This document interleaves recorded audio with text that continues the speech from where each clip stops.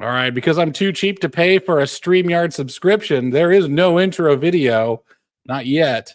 I will probably get a rig one eventually. I'm joined by Alex Cosma, my bi-weekly co-host on here. Today we're going to be talking about intergenerational conflict because, you know, in the West, we just can't seem to get along, whether it's men and women, mom and dad, son and daughter, you know, nobody gets along very well. It reminds me of a passage from, I think it was Matthew, where he's talking about who's getting saved. You know, God will, might have been Luke, shoot. Jesus Christ comes down as a sword to divide you. And boy, are we divided. So I guess that is in keeping with being a Christian nation. We were heavily divided all the time. We're talking about generational divides this time. All right. So we're going to start from the greatest generation on up. I do not kind of consider them to be the great, spoiler alert, I don't consider them to be super great. They're not infallible. You can be great and still have horrendous flaws that then eventually unravel the whole country. But I mean, take a look at Alexander the Great's empire. Mm-hmm. It was great while he was there. Anyways, Alex, do you have any opening thoughts before we get right into it? Ooh, yeah. I mean, I think we're at kind of a stage where continuity is fragmenting between generations, and it is, you know, there's technological mediation there, where, you know, it's very easy to point to contemporary innovations that are causing this. But there's a breaking of transmission of values, culture, wealth, etc. that's actually significantly older than things like the internet, social media, etc. And we're almost looking at an exacerbation of existing trends. Technology is more of an accelerant than it is a direction changer. You're kind of saying, all right. Yeah. I mean, technology is changing some of it, but you know, oh God. A while back, I made my way through Bowling Alone. So that's describing sort of the breakdown of public participation in the United States. So membership in you know, group activities, community, like voluntary associations, voting, all that sort of thing, and sort of diagnosing the causes. So Bowling Alone, I want to say it was written in the 90s. And I don't remember it perfectly because it is dry as a bone to read. Oh, really? Oh, yeah. You think with a title like that, it would be, you think with a title like that, it'd be rife with lots of stories and human touches there, but it's pretty dry. Is it pretty academic? What do you mean by dry? It's very, very much like sociological literature review. Oh, okay. It's good, but like you have to fight to stay in it. But anyways, all this by way of saying, you know, that the breakdown of you know, social life in general, and then how this affects intergenerational transmission has been going for a while. And yeah, we'll get into it. Okay, yeah, absolutely. All right, excellent. So there's your start, right? We're going to talk about it. Let's start with the greatest generation, which I have some opinions of. First off, let's talk about why they're so great. Okay, surviving the Great Depression. There's a great right there. I would have to bring up my years, right? Because the greatest generation starts a bit after World War I, right? I believe so. Yeah, it was a generation of men who came of age in time to fight World War II, essentially. Yeah, so that put them at, let's say their late teens, so 17, 18, 19. Let's just round it to 20 to make it easy. So, and World War II for America, because this is an American-centric show, we entered the war, 1941? No, I want to say 1944. Really? Is that right? See, there we go. Yeah, because it was 1940. I want to say December 1943 when Pearl Harbor. We declared war on December. Oh no, you're right. 1941. No, 1944 is the year the war ended. I'm like, we entered the war and won it in like a year and a half. No, you're right. You're right. I got that one grainy like soundbite in my head of "This is the day of infamy." Anyways, do you ever start to feel like World War II is beginning to live for you like 9/11 lives for Zoomers? Oh yeah. No, it's World War II is now kind of a thing that it's a thing to be made into a cartoon. That the cartoonization of massive world events of like we could take something like the Vietnam War and you just say like, yeah, stalemate, whatever. And, or, oh yeah, the Southerners, they sucked. And the Northerners, they fought hard or something like, and it's like, you completely ignore the fact that, I guess we'll get into it when we get into the boomers, but you start ignoring facts like the North may have surrendered after the Tet Offensive because it was disastrous for them. Right? You can only throw so many bodies the Americans to shoot before you're like, okay, maybe we'll come to the table. However, Walter Cronkite and the rest of the media class got cold feet, and America follows the media class, which is kind of what the UK is in right now, where they will just pretty much follow the media class. They have to wait for permission for someone to have an opinion, like Elon Musk, to talk about something that's been happening for decades in terms of like the grooming gangs. Anyways, we'll get into that when that happens. But yes, so probably born in 1920, so just before the Great Depression. That's the Greatest Generation. Yep. 1901 to 1927 is the year range. Really? 1901 to 1927. Oh, wow. So all the way back to 1901. So some of them did actually live through as young men World War I as a spectator to the war, right? So World War I occurs, Roaring 20s, Prohibition, all that craziness, which is a time, by the way, of and the Great Depression, which is the time, by the way, of incredible political unrest. I was watching a documentary of a man who lived through the Great Depression. He says, I don't think people realize how close America came to falling apart completely in those years, right? That America has had times where the Union was uncertain. And that was, according to this fella who lived through it, was one of them, right? Which is strange to me because shooting after the war, right, after the World War II, the Greatest Generation was probably one of the most trusting generations of the government I've ever seen. Like, it was almost sacrosanct to oppose the government. You'd be accused of being a communist or something like that. All of them were militarized, and it was a very military culture where you had war heroes now as movie stars, right, and directors. Like people forget that Star Trek was created by Gene Roddenberry, who was a World War II veteran. I think he was an aviator. I think, and a lot of the culture of the post-war was set by the Greatest Generation, and the boomers were the consumer people. People usually ascribe the culture of the time to the consumers of it. Most of the culture that occurs is actually from the generation prior to you, right? So Gen X was making all the culture that millennials weren't consuming. Right. Yeah, so, this is also part of why why Gen Z is in so much trouble, because while technology has changed a lot of media consumption, millennials don't necessarily have a ton of Zoomer children. I guess elder millennials do, but right. Millennials, like, you're birthed by usually two generations back, but you're educated by the last one. The Zoomers got educated by millennials, and oh boy, is that a head trip. I'll put a visual aid here to help anyone who's a little confused. So I'm going to share screen my window for this one here and add it to the stage. There it goes. Oh, it had it. Oh, here it is. There we go. Yes. Birth years by generation are right here if anyone wants to see it.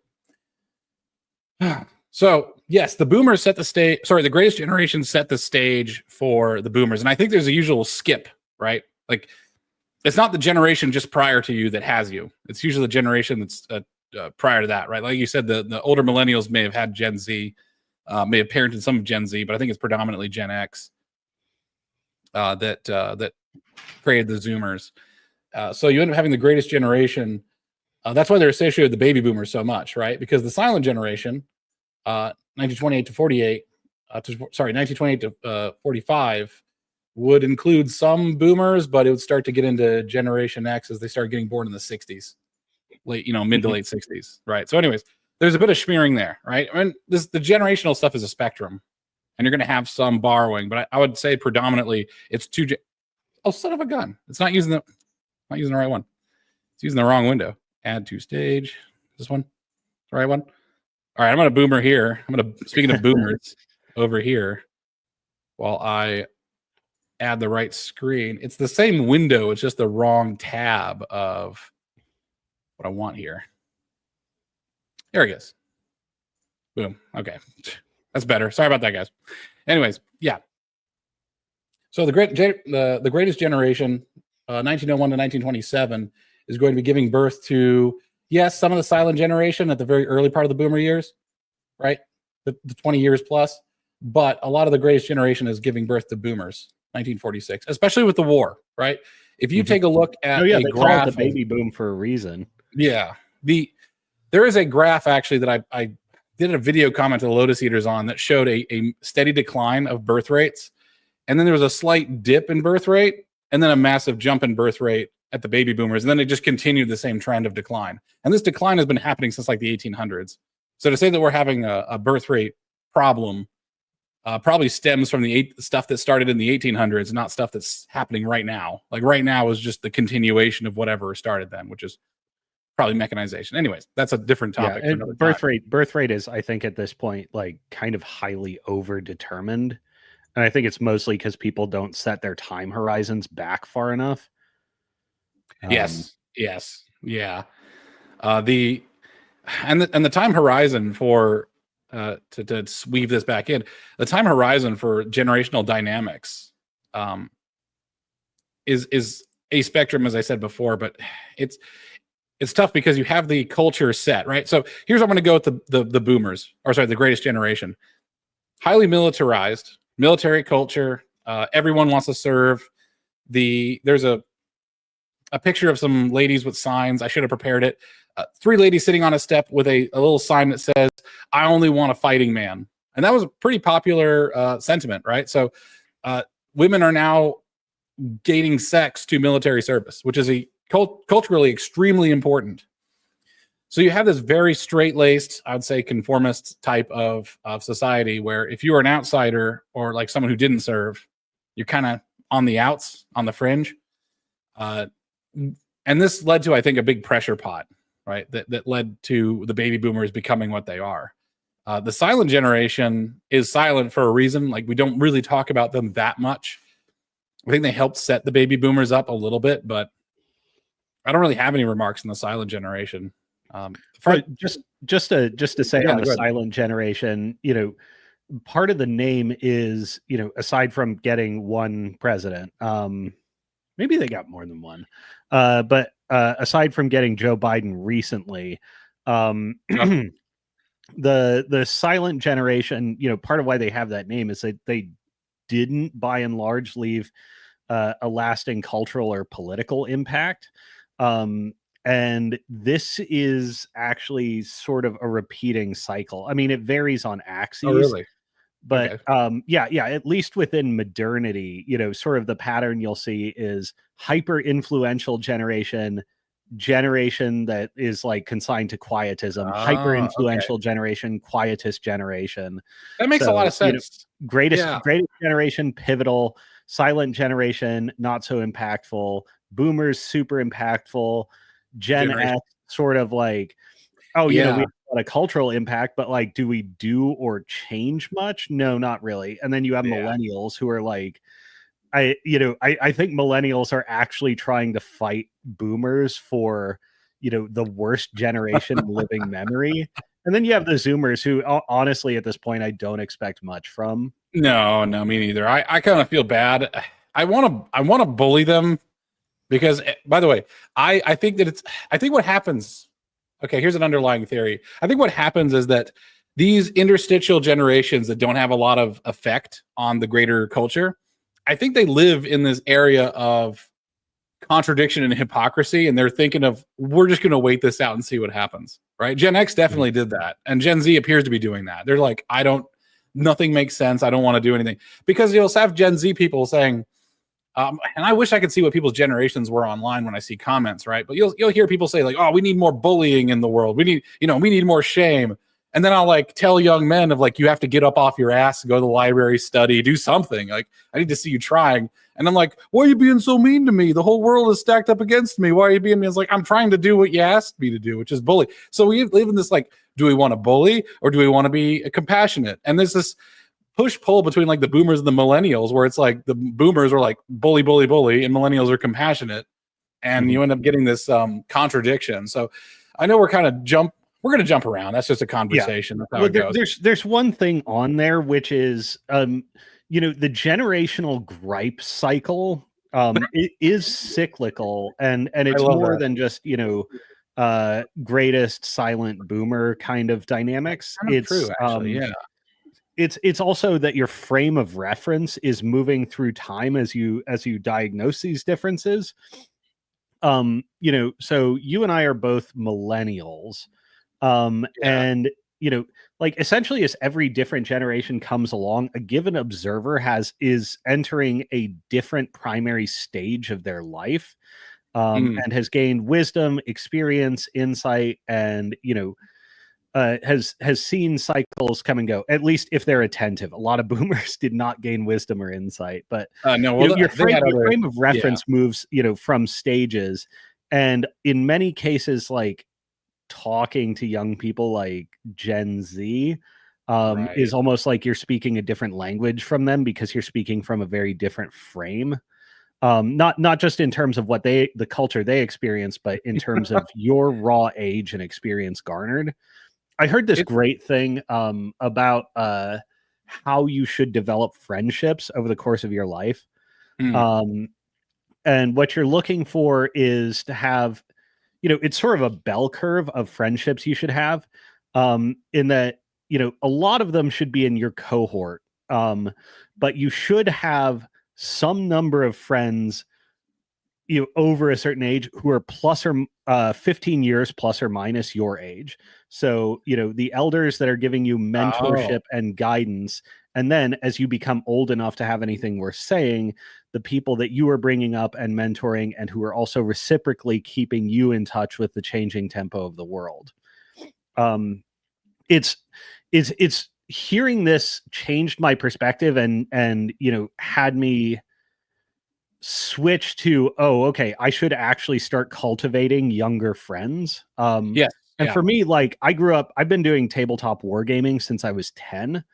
It was as a result of doing that, you're mostly like playing games, pursuing your hobby with older guys. And you're like the pipsqueak of the bunch. But for me, it was very normal in my childhood to have significantly older friends. And they socialized me into, very patient with the rough edges of, like a kid or a teenager, and giving me exposure to adult socialization very early and in a very healthy way that I wouldn't necessarily have had if I just socialized with my, high school cohort or whatever it was. And, thinking about like now being in a position to actually be that, like, okay, you should have a cohort that's, 15 years younger. I'm like, okay, who am I taking under my wing? Starting to provide that, hey, here's how you really grow up kind of thing.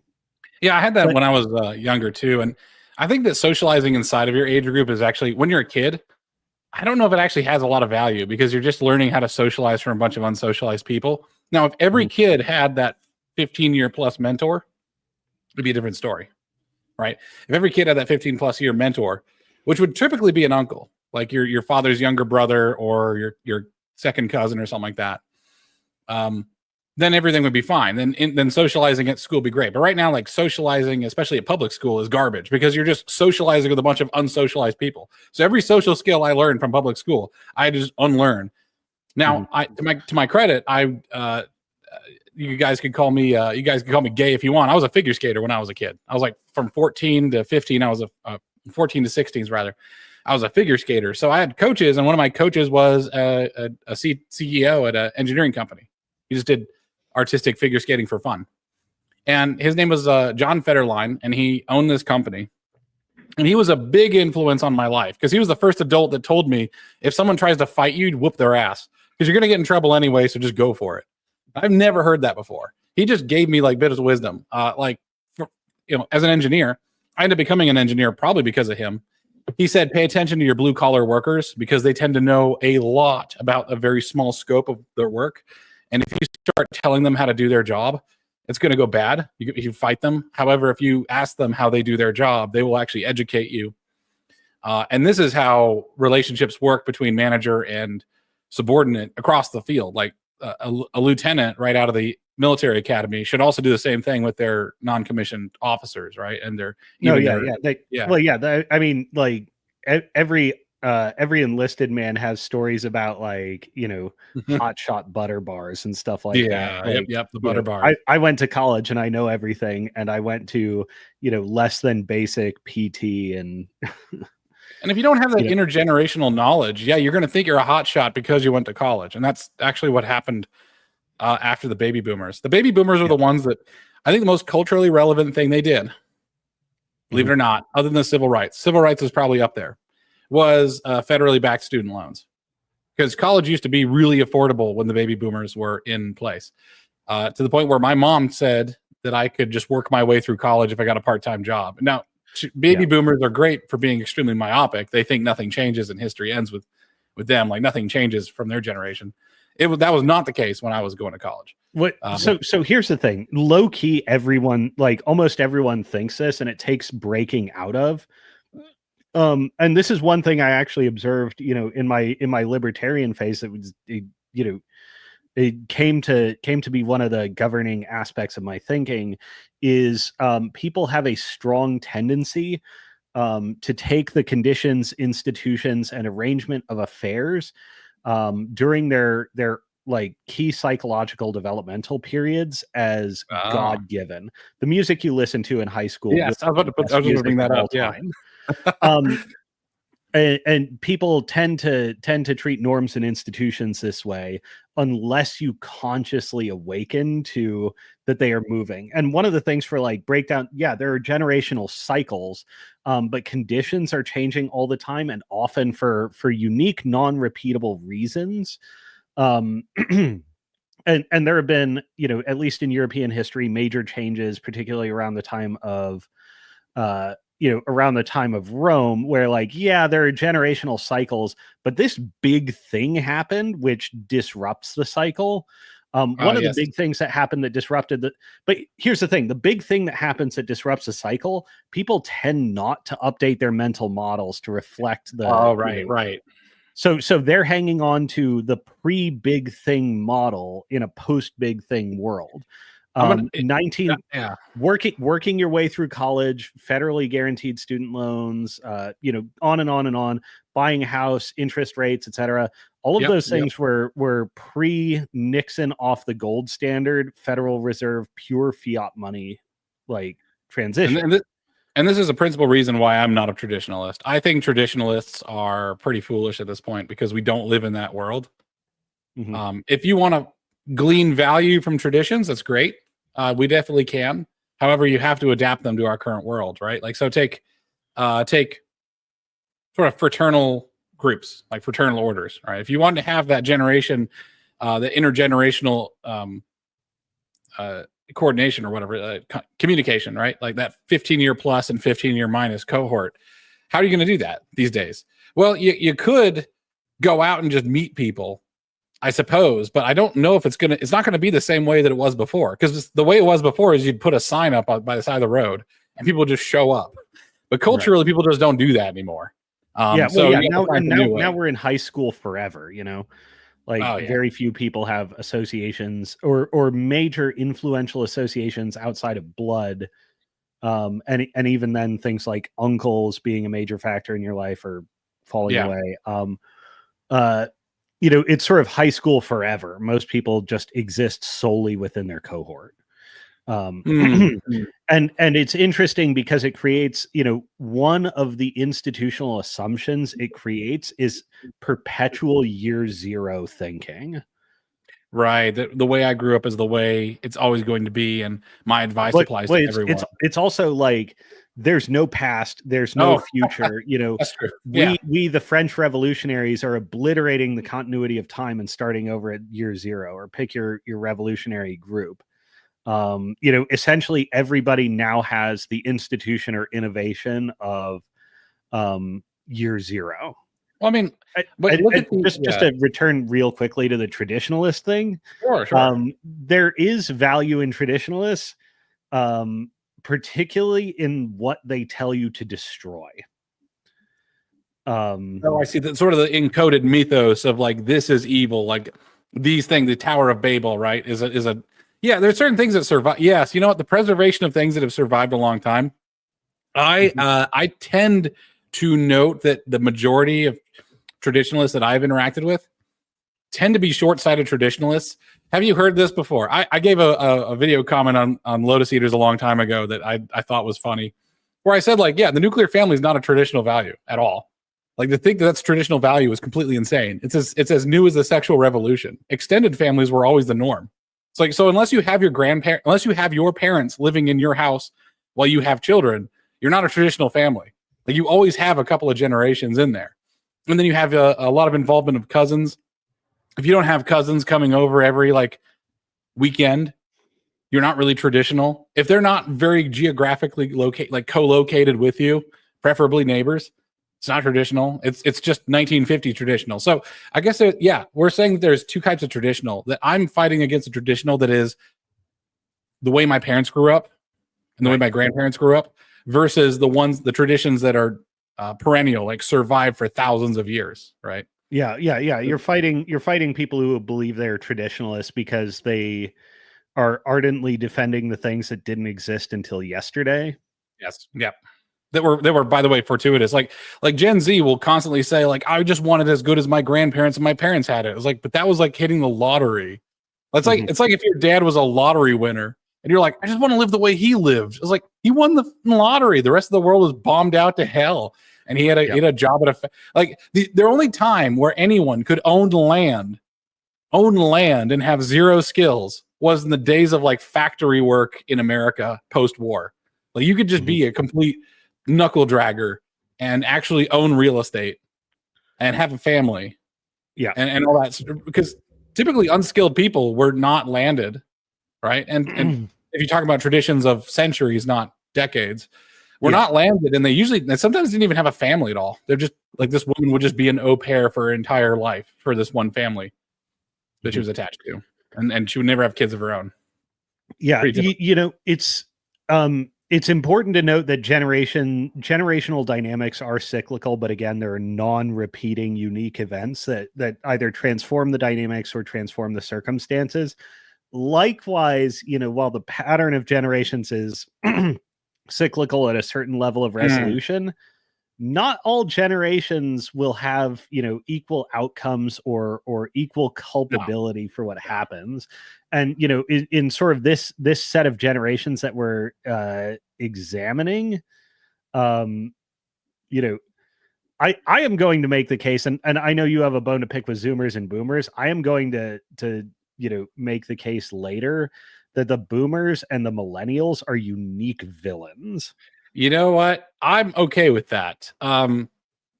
Because I realize that there's just a spiritual problem with Gen Z. It's the motivation. To give you a bit of background, I used to run a nonprofit that would teach anybody who walked in our doors. I would teach them microprocessors, which was a ticket to having a 6-figure job. No college degree required. It's not taught in colleges because it's just so damned application specific. But it's so widespread. It's such a widespread need. Like, IoT is all this embedded computing, but very few colleges will cover it because it doesn't have all the theoretical academic mismatch that they love to teach. Right? It's very read the manual, figure it out, write this not on guardrails at all. And a lot of academics have tried to put on guardrails and they end up just making a shitty system that's built, it's abstracted on top of it. Anyways, and I couldn't get anyone to show up, and it kind of pissed me off a little bit because I was like, I'm giving you guys gold, I'm handing out gold, and no one's showing up. And I realized that it's just that there's a hopelessness and a listlessness and an expectation of prosperity there that is in with those interstitial generations. This generational chart doesn't go back far enough for me to really want to comment on, but I'm going to add to your list of villains. I don't know which generation imposed prohibition. I think it's the one before the Greatest Generation, obviously. Those people are also villains, and I think these all tie together because I think I know where you're going. There is a certain element of moralistic self-aggrandization with the generations that are particularly villainous. Like, they always feel like they're morally righteous. Yeah. And I don't know how that fits with the boomers because well, I guess the boomers had the hippies. The boomers were the birth of environmentalism and decolonialism and all this stuff that you see in colleges now. With the because they cover like add 20 years to this, right?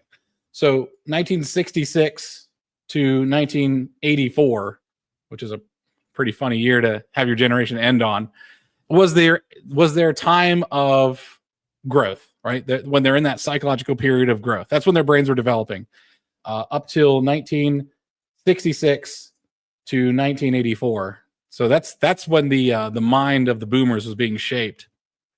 And what came out of that, I think, was incredible moralistic outrage. And maybe this is kind of like a oscillation, right? Where you have every other generation, you have this moralistic impetus, because I think the baby boomer moralisms, Generation X stood out of it, right? They just said, nothing matters. I'm out of here. I don't want to deal with it. You know, stuff is dumb. I'm a Gen Xer. Millennials just ate up what the baby boomers fed them, like 100%. So I think maybe there's maybe Gen Alpha by this model would be the next hyper moralistic generation, but they're so young. They probably. So here's the thing: I'm willing to bet yes, and that they're probably going to be not super consequential. This model might be falling apart. Yeah, because this model, it might be disintegrating because of various confounding variables. But also. Generation Alpha were kids during COVID. Like, they may just be so stunted and damaged that who knows. It's interesting what you said about the I was looking for it and I can't find it offhand. But the generation that created prohibition, I think the element that sort of unites them is like a sort of epistemic and moral arrogance. Because whatever the title of that generation was, they were the uber scions of the progressive movement. And they were the inheritors. They were the inheritors of this puritanical mission. And by the way, this also can I say that these moralistic movements are all New England? They're all new. They're all Harvard-based and Yale-based. An alarming number of them are. Yeah, they're all like hyper Protestant puritanical assholes. Which is why I'm now a Confederate spiritually, because I'm like, screw the North, because they continue. This is all I would say a American preeminence phenomenon. I don't know how far back. I'm not a historian, but these interstitial generations of moralistic, arrogant dickheads who continue to ruin everything. Like there's a wrong way to do the right thing, right? Like you could have abolished slavery in other ways, arguably. You could have reduced alcohol abuse, right? In other ways. Like I don't know there's not a whole ton of people that go around beating their wives with alcohol now, and like it's the epidemic. Also, I don't believe in history because I know that I guess I watch the news now and I wonder how much of that stuff was going on back then. So was there an epidemic of like beatings? Maybe, probably, maybe not. I don't know. It depends on how I'm feeling that day. But anyways, this American preeminence has been enabling the New England puritanicals every other generation to create a massive amount of destruction. And the more wealth that puritanical population has, the more destruction they can rot. So the baby boomers are usually cast as the major villains. And I feel like the millennials were the last, like I count myself as the last generation that had a really good shot at like owning a home, having a stable life, being a part of the, line go up, all that stuff. Yeah, I don't know if you want to add anything to that before I start going in on the baby boomers, but let's start talking about these villains. Yeah. So I have a couple of additions to that. Sure. The non-repeating circumstance changes are big, but we'll just take that as read. I actually have a couple of recommendations to explore this kind of thing, particularly centered around it's always the goddamn New Englanders. Damn Yankees. Albion's Seed by I cannot remember the author's name off the top of my head. You told me about that. ALBION_S Seed. So it's a book about the 4 English cultures that formed the United States, or 4 British cultures, because one of them is the Scotch and the Irish and the back countries. Essentially where you live. Those are my favorite. They're great. They never change. They have and no the East generational conflict. Anglians and the Southern gentry and the Quakers and all these different populations. That's And all. it's So basically it's Scotch Irish and then flavors of we think we're better than everybody else. yeah. Well, so it's a very warts and all telling. The book is Okay, yeah, absolutely. The book is kind of dry because it uses repeating cycles, like the name ways of Southern peoples, the food ways of Southern peoples, and it's like clinical, go through thing by thing by thing. But there's really interesting stuff in there, and it's warts and all, and you get to see the virtues and the dysfunctions of these many different people groups and trace sort of their influence through American history. The New Englanders are outsized important, especially when it comes to moral movements. And the New Englanders, especially after the demolition of the Southern aristocracy, are the only remaining American aristocrats. That's true. Yeah, I think the last Southern aristocrat that was emblematic, iconic, was General Patton. If you ever want to read a great biography, General Patton's biography is the most batshit crazy stuff. Like the man, there are people who believe in Jesus, and there are people who really believe in Jesus, and there are people who believe in the mystic and like in the spiritual, and there's people who really believe in the spiritual. And this man was pretty much groomed by his aunt to believe in reincarnation and to believe that he was there's that warrior. video of him on some field having like an ancestral blood memory or something. Yes, correct. The man was completely bad. Which, by the way, and his aides are looking at him like, "Do you fucking believe what's happening right now?" Yeah, you better believe it. This is a great man. That's a great man. All great men are completely batshit. And the thing is, people need to be desperate enough to back that batshit crazy man for the true great men of history to change the course of things. Read into that for current events what you will. I quite frankly like batshit crazy people because first off, they're different. Second off, sometimes they have a point, and third off, they get shit done. Well, here's the thing. So we're talking about any theory of history is true if you omit sufficient facts.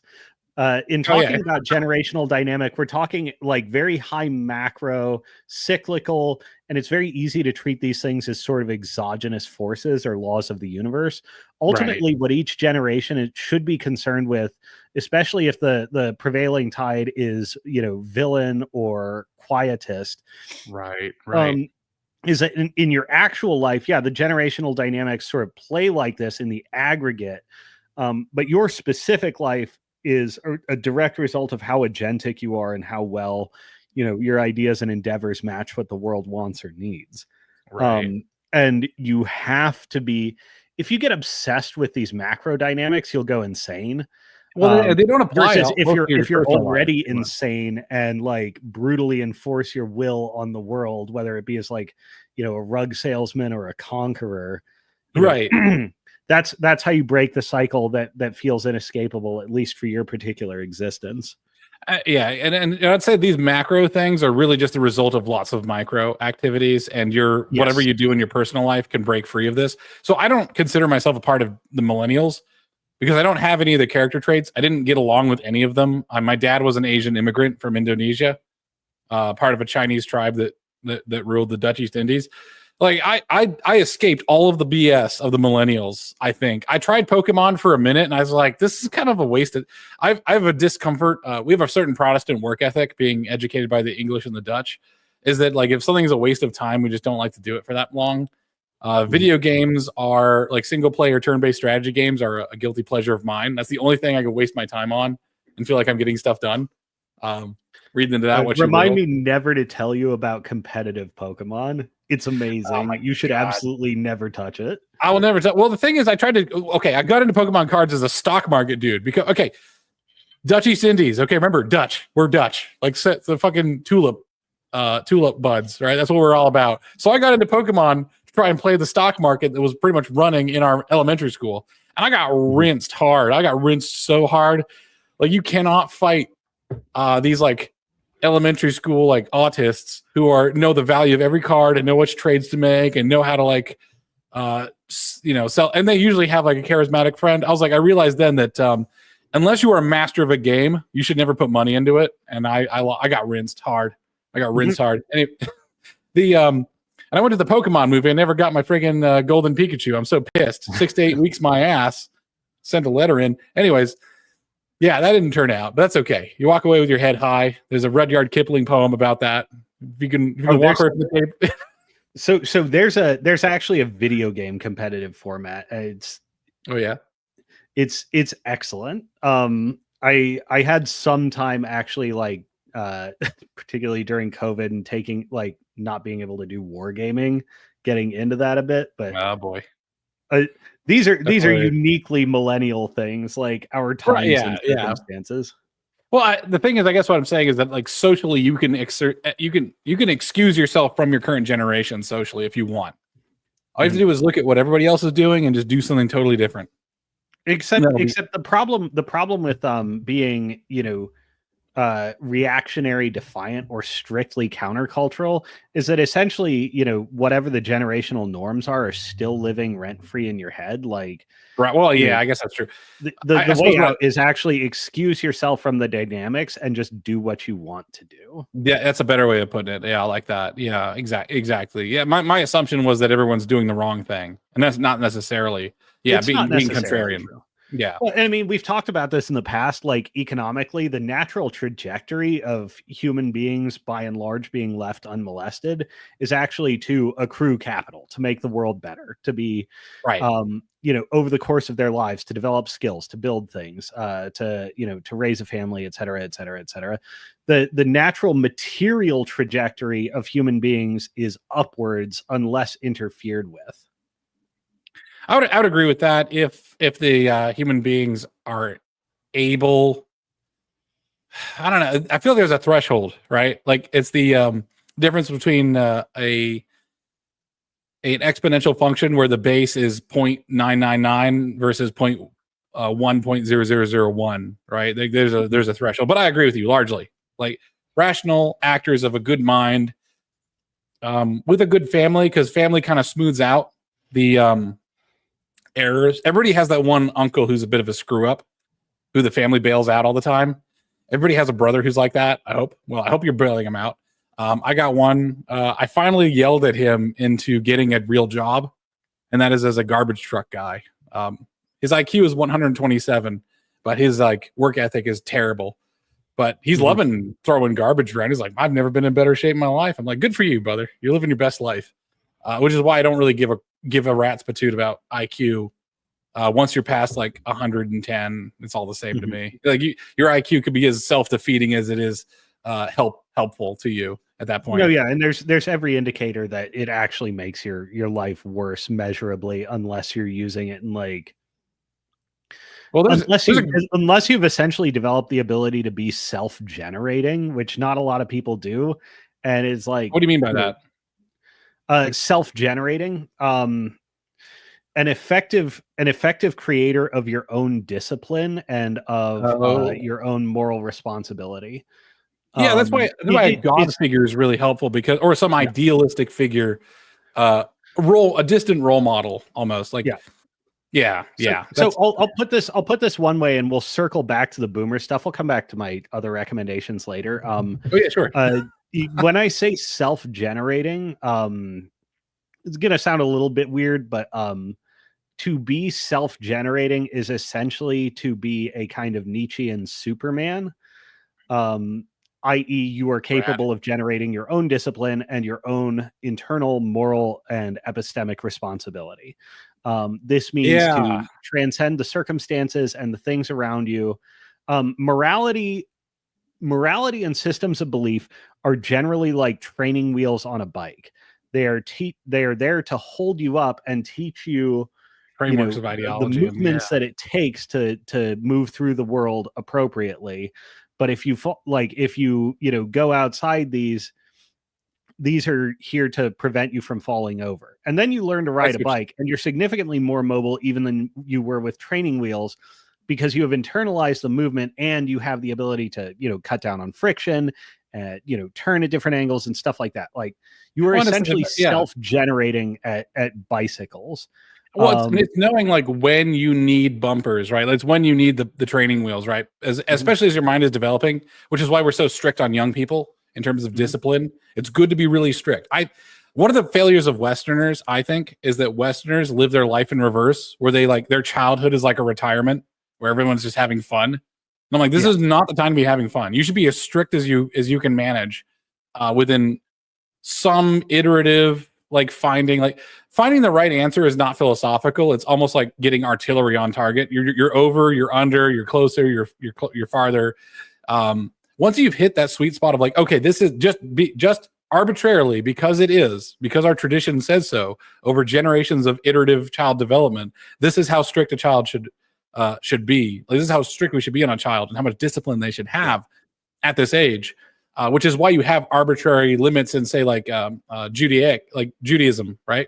By the way, anybody who doesn't like the Jews, listen, I don't criticize a successful ethnic minority. They've existed for a long time. We've got a lot to learn from them. At 8 years old, that's when you it was Christianity. I think at 8 years old, you get, depending on your denomination, is when you're eligible to be baptized, right? That's if you're a Baptist.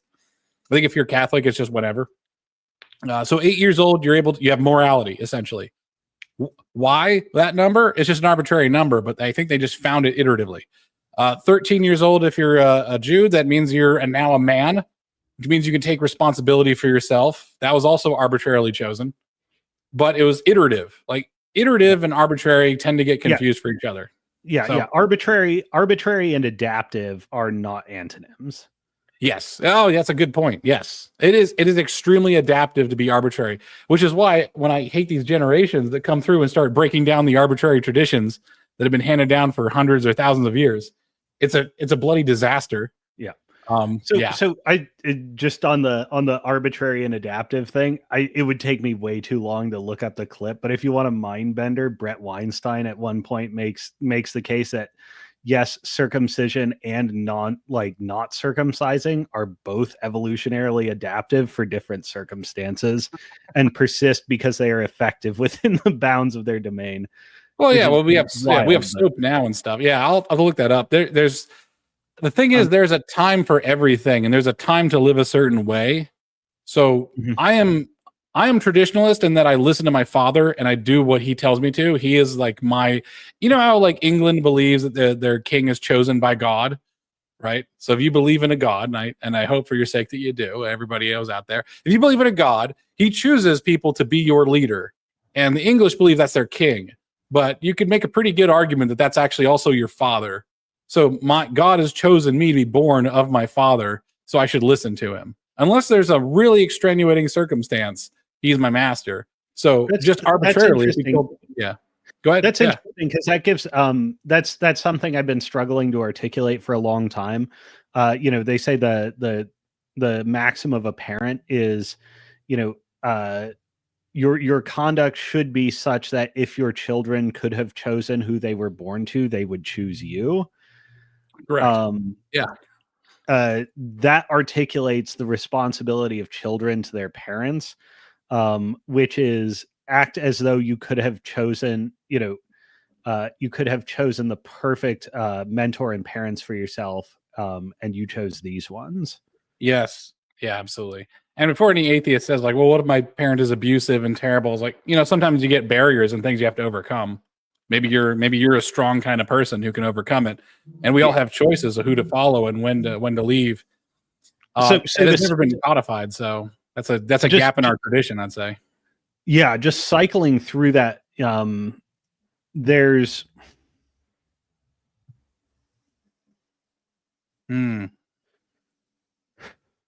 Sorry, I'm like there's a lot of. No, sorry, you're good. Take a minute. It's all good. Well, to expound on that a little bit, right? To expound on that point a little bit is that. We as a society don't have, and when I say society, I hate that word. Society is like God for midwits. It's like, oh, society's got to change. It's like society should have Corinthian columns. Like, motherfucker, you could build Corinthian columns. Like, I know people in New Jersey that build full on armor in their garage. I hear the same thing when I hear somebody say the economy, like it's a being that exists. Yeah, it's like it's okay. So yeah. So, anyways. However, it would be nice if some of these traditions actually did have, Jesus provided a framework for divorcing your husband or wife, right? Sexual immorality. It's probably a good Like, when do you leave your father? Which I think Christianity also has an answer to, is that your father is the church. Your body of church. Like they there's a scripture that says you will call no one else father except for your father in heaven. You will call no one else teacher except for your rabbi, Jesus Christ. That's in Matthew 23, I think, verses 8 through 12, if I get that right. Sometimes I say 24 verses 23. It's one of those. Check those two chapters. But like, there's a big emphasis on the family melding with the church.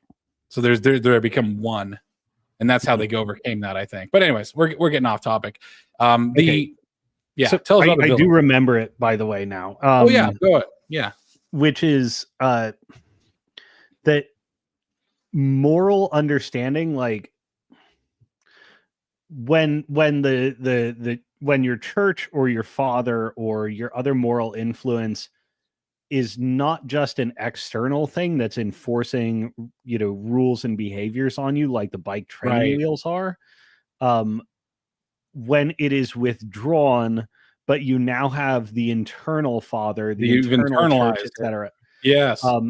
That's when you are capable of being self-generating. And that was I was actually gonna push back on the self-generated part, because I was like, if a man believes in God and God is telling him to do all these things, but yes, in a non-spiritual, so the it's an internalized. Like, is God in your heart? Like, yes, yeah, absolutely. And that's this is a problem with like early confirmation, baptism, and communion. Is you often get, perhaps in past circumstances, these arbitrary and adaptive timeframes were correct under wildly different circumstances, family relationships, etc. In a much more socially disconnected world, 8 or 13, or pick your age, where you proceed through these sacraments or whatever. I can't think of many cases where, like, a child who is confirmed in the Catholic Church has an internal father and has God inside his heart, and that's where I mean, like, you're sort of becoming a Nietzschean Superman. A Nietzschean Superman can be Christian, but you're not Christian because the church is telling you to. You are, you are with the church because you are telling you to. 100%. And the thing is, you could not be in the church in your heart. Like, you could just reject it all internally and just go through the motions, and you'll end up like, I've never seen a greater factory of no offense to Catholics, right? The sweetest things attract the most bitter flies, right? So I'm not saying it's a bad thing, but I've noticed that, like, the Catholic Church is like a bit of an atheist factory. Like, the most ardent atheists come out of there. Maybe that's just the devil doing their work. The election of Francis, put paid to one of my favorite jokes at my school, because I did go to a Catholic aligned college. The Jesuit order is proof that you can be an atheist and a Catholic. That's too funny. Well, so this Nietzschean superhero has to internalize their formerly external locus of discipline, right? And that's really hard to do. So for me, I always have my father in my heart, and I always have God in my heart, and that's pretty much what keeps me honest. How do we weave this back into the generations thing, right? Like, how does that? I have you covered. Thank you very much. So moving the external locus internal and developing the internal father is crucial to be self-actuating, because you have to live someday in a world where your father is dead, and you have to be the father. Whether it be, by at some point you will have to be the father, and you'd better have an inner father at that point. Why, when we talked about the progressives that developed prohibition, the first words on my mouth were epistemic arrogance, and then a number of other things, moral arrogance and so forth, is because they were brought up in a situation that was so good, and this is like sort of my own theorizing, but I see it happen in current generations enough. A generation that was so righteous because they were surrounded by people, who had internalized things, their older peers, that was so dialed in, that was so prosperous, that brought them up to confirmation in early age, that they had no need to develop these, this internal father, but had convinced themselves that they had. They're This is moving through the world having discarded the guardrails and just going fucking crazy because they believe deep down they are righteous no matter what. I'm going to weave this now into. Oh, sorry. If this is the boomers and the millennials, also, by the way. Absolutely. No. I'm going to weave this in. Are we living in the seeds of Albion? Are we living in the curse of Albion? Are we living in the curse of Albion? Because their propensity for order and their propensity for this great society, right? This propensity for a great society, it becomes so great and so orderly that people think, why do I need God? Why do I need to internalize morality when everything is great? As a boomer, I get paid to do things that are productive for people. A libertarian's fantasy, right? I get paid to do things that are productive for people. I have my own property. Everything's sufficient. I have everything to make myself happy. I can pay for my wife to be a stay-at-home wife, right? Everything is orderly. And then my children are losing their effing minds because it's just too damned orderly, and it's oppressively orderly. Like they feel no attachment to any. Once the boomers have their children, they're like 2 generations removed from ever believing in God because they didn't feel like they needed it. Right? You had these. There's a really interesting generational dynamic there because in the 50s and the 60s there was the Christian revival in the United States. And this occurred principally among the greatest generation. Super nice call, by the way. Thank you. Yeah, go on. Sorry. The Christian revival, and this gets talked a lot about in Bowling Alone as well, because Christianity, like through the 20s, 30s, and 40s, was actually on its way out in the United States. And then there's this religious awakening in the 50s and 60s, where a bunch of folks who were, like raised Christian but relatively secular, decide to come back and rejoin the faith. But it's a sort of over time, especially by the time it hits the boomers. The genuine reawakening of religious sentiment in the greatest generation in their children becomes a sort of vague, glowy, feel-good Christian milieu, and taps back into that sort of self-righteousness and epistemic arrogance, right? Right. They see themselves because they're raised in. They're raised by converts or reconverts who had an awakening to religious consciousness, and the boomers are, oh yeah, this is all life circumstance, and I'm raised by people with immense zeal. I must have immense zeal, but I don't have the circumstances that created it, and I don't have the inner father. So they come out because they are their own inner father at this point. Like they feel like they are the morally righteous ones. They don't need God because they know the answers. Yeah, and they don't know a goddamn thing. And the thing is, they're their own God. It is year 0. Yeah, exactly. They don't need it. Yes. Oh, this is all weaving in really well. That although the English are a Christian, I believe the English are a Christian nation. However, they are fairly good at making it. Well, okay, all right. We'll argue that point. The English are a Christian nation. The Church of England is not a Christian church. Right. Well, actually, it's interesting. I heard on the Lotus Eaters a while ago that they are Christian, but they say they're very moderate about it. They're like you're not going to get an evangelical like English pastor who's like going crazy up there.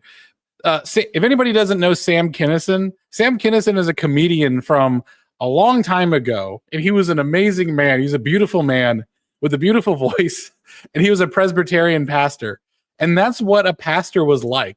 They are and still are, by the way. I need to go to. I have a thing on my bucket list in Tennessee to become a proper Tennessean, right?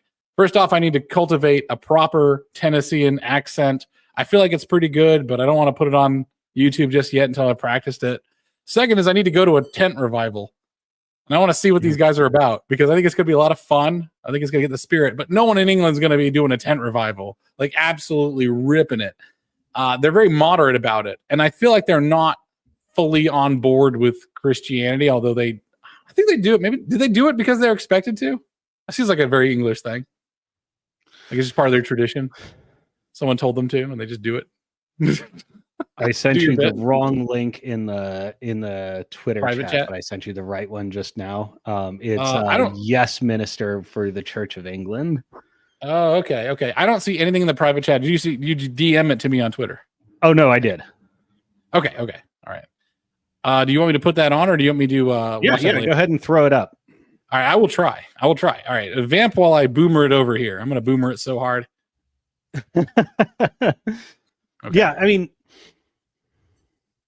it's interesting because the distinction of, it's funny that you're like, relatively anti-Catholic versus, I tend to be, as a non-Catholic, relatively pro-Catholic.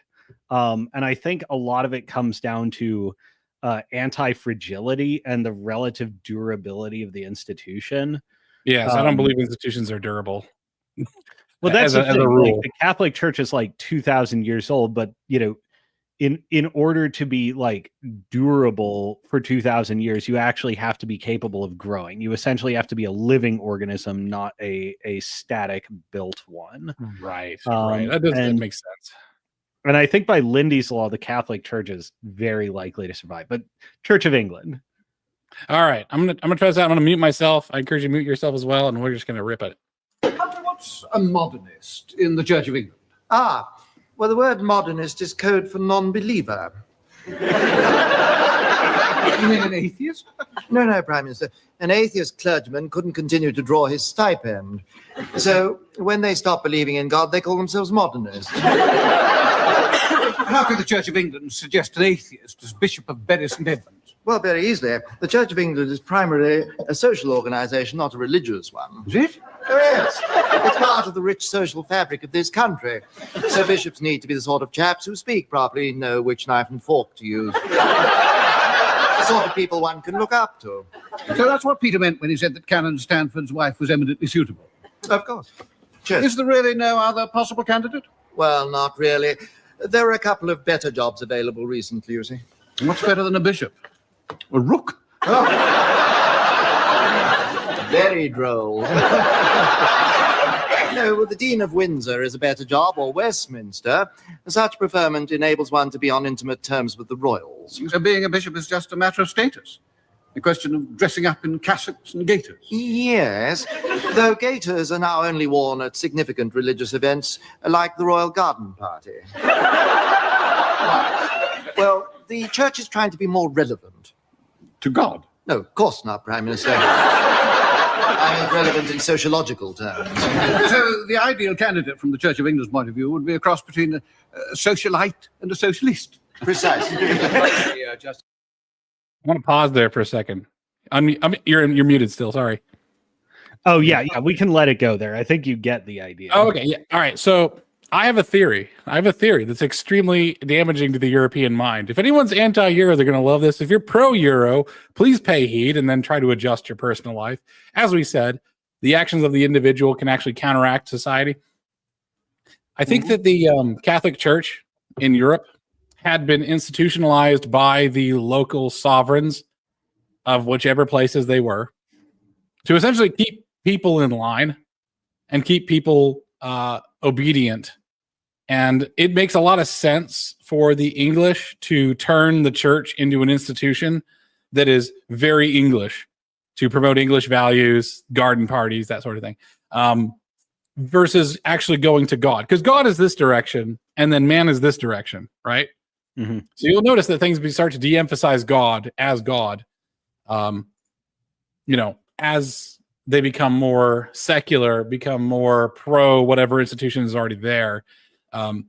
As I pointed out in our libertarian bash fest, cooperation is far more profitable than competition. So cooperation between the church and the sovereign is far more beneficial to both of the parties than competition between them. And clear-eyed medieval history backs you up on this. I mean, religious sentiment was real and enforced and a big deal.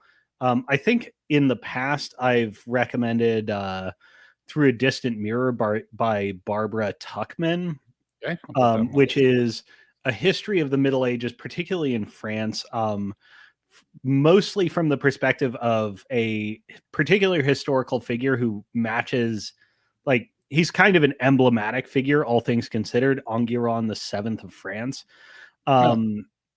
But yeah, it goes into a lot of the relationship between the popes, the anti-popes, the sovereigns, the vassal lords and the king. And yeah, there is this interplay, and the Middle Ages goes through various periods where, religion is at a zenith and it's at a low point.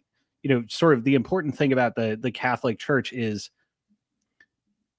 and one of the reasons I am vaguely pro-Catholic Church, and also one of the reasons I'm like instinctually anti-democratic, is yes, it is an institution of control. It is an institution of social control, because whether you like it or not, most human beings, unless you have like a really revolutionary hard-ass culture, most human beings will never create the eternal father. That's correct. That's why successful cities like Singapore. Yeah. Yeah, you need the training wheels for most human beings, and you need to be able to let the human beings who can ride without them ride without them. I've been wanting to write. So I've been trying to do my work on my farm to automate a lot of what I do here, because I think food self-sufficiency is important. Oh, absolutely. Crucial. Yeah. It's easier than you think, but I'm trying to, I've realized that being a proper gardener with modern tech, you're actually more of a plumber. So I am like putting together lots of hydroponics. Hucho is a great YouTube channel for hydroponics. You can come up with the philosophical and historical recommendations. I will have gardening recommendations to the cows come home. I'll have to hit you up for that offline. I'm not going to be as hardcore as you, but like my goal, like I had in my house in California, is actually to be able to live without going to the store for herbs, jalapenos, green onions, mint, and basil.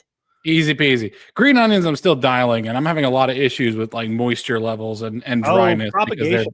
They like to live moister than you think, and they take way more soil than you think. But if you keep them well taken care of, most sources say you can harvest them like 3 or 4 times. I've had green. So they do change as they age and get bigger, but I've had green onions that I've harvested like dozens of times. Mind you, I was living in California climate, which is like year-round paradisal. So yeah, we need to take California back. Absolutely. The sorry, going back to it. Churches, training wheels, and your revelations. Right. I had I've had a desire to write. I still do. One dystopian novel that I've been like, not novel, but maybe short story that I wanted to do was, it starts out as like this cut and dry, very stereotypical dystopian novel. And there's this guy who's very heroic, and he doesn't succumb to the brainwashing. His own mother turns him in. He won't turn her in, that sort of thing. He's like actually a hero. And what he does is they black bag him. They bring him into a van, and then they ascend him because he's passed the test, because all of the base people are born in like the shitty dystopian world. And then once you've proven that you have the morals and the courage to still do the right thing, they don't kill you, they ascend you, and they have you govern that world. Now they have you like, or they put you in a position of power. That makes sense to me. That's actually kind of what happens in America, is that if you can overcome the BS, you can transcend. However, you get caught up in it, you'll be stuck there forever. It's the difference between Elon Musk and just another college student at where'd he go? Stanford, some university he went to. Yeah. It's the difference between it's funny, the short story you describe is essentially like Zardoz, but it's morality instead of like orange Speedos and pistols. Yeah, being a total bro. Yeah. It's a sort of moral awakening Zardoz. I feel like America is a more, so it's both of them are arenas, right? One is a fighting arena. One is a moral arena, and I feel like America for a long time was a Zardoz arena. Oh yeah, hell yeah, it was. We had Andrew Jackson; he was just beating people with canes. His parrot got ejected from the funeral for cursing too. The westward expansion. So the wild thing about the westward expansion is essentially as soon as Americans were through Comancheria, it stopped being a Zardoz expansion and actually started being a moral expansion. So is this? So you have Zardoz civilizations, and then if you can, they expand into an Americanization civilization. And I feel like America is a precursor to what Europe was. Like maybe we'll become European someday. Yeah, for sure. Yeah, that we become solidified. Because right now, instead of having land barons, we have industry barons, and instead of like property, real property, they have intellectual property. So this is one of my recommendations that I didn't get to from earlier. There's a novel by Lionel Shriver called The Mandibles. I know in the past I've recommended The Diamond Age. The Mandibles is specifically a work that goes to, like has as its primary object of interest intergenerational culture success and continuation of the thing that makes things good. Versus Diamond Age, which touches on it in a kind of ephemeral sense, mostly in like the sort of Catholic confirmation sense. Yeah, Dan and Real Horror Show did a good feature of the Mandibles. Oh no, yeah, that's how I was like, they're recommending this. Fuck it, I'm reading it. Well, yeah, I feel like the family dynamic is the most interesting dynamic, especially when they're put through it, because that's when you have true betrayal. That's the sort of Brutus, Cassius, Judas, like 7th layer of hell or 9th layer of hell. I forget which layer. Terrible at numbers. Of hell betrayers, right? Is when it's your own family, and so you get to find out what people really worship when it comes to dealing with their own family. Let me see if I can put it back up, maybe. But anyways, we were talking about generations, and it's kind of interesting because sorry, we deviated in and then we came back out. I'm going to drop off camera, but I'll be with you. Oh no, you're fine. You're fine. Yeah, it's all right. I like this one. I'm gonna rabble rouser. I'm gonna fuck with you a little bit. Know why I hate millennials is because with every sentence, I hate it too. I can't do it. They speak with an upward inflection. Can you do an upward inflection twice in a sentence? They speak with an upward inflection. It's twice as annoying. Like they asked a question and it sounds kind of gay. That's extremely funny. You're not wrong, man. You're not wrong. As a millennial, I hate other millennials because I am an engineer. I'm a technical person. I believe in solutions, not plans. I once told a person their ideas were worthless. Oh, don't be mad at Cosma. He's just speaking the way he speaks. It's all good. Anyway, the person I told them their ideas were worthless. I want solutions, and they like lost their bloody minds. It was pretty funny. I feel like by the way, I've for anyone who's wondering, I've had vocal training. It might not show through, right? If I actually try and speak properly, right, in a conversational style, you'll see that I have some vocal training, and the vocal training is actually music. However, so quick aside, while Alex is deaf and mute, he's Helen Kellering it. Okay. There's a reason why British bands will actually sound American when they sing vocally correct. It's because Americans modeled their speaking patterns off of vocal correction, right? So the way that the Americans will speak, and you'll see Donald Trump do it. Please put away any feelings you have for Donald Trump one way or another. He does this with his mouth. What I'm speaking this. Doing the weird little square with your mouth is actually the vocally correct way of doing an E. He's classically trained vocalist, which is the craziest stuff to me, because most people think E is like E, but E is actually E. You get a better resonance, a better strength to it. There's places where you're supposed to put your tongue, and if you follow all these rules, you end up sounding like an American because Americans learned how to talk from the television. We don't have the local idioms. If you look at a video from like the 1980s of just normal people, they have accents. Normal Americans from the 1980s, that's 40 years ago. That's in time, just a little blink in time. 40 years ago, Americans had accents, regional accents, and they've given away to this, right? Because we are raised by mass media. And mass media is run by people who speak vocally correct. We got the besties. That's right. We put the besties in testes. That's right. We have the best E's. Our E's. We don't go E. That's a little girl. That's a little tiny mouse. We don't do little mouse. Okay, we're not like Tim Waltz. Okay, we're like E, like an American. All right, yeah, that's exactly right. That's exactly right. Rabble Rouse, you were on last time. Good to see you again.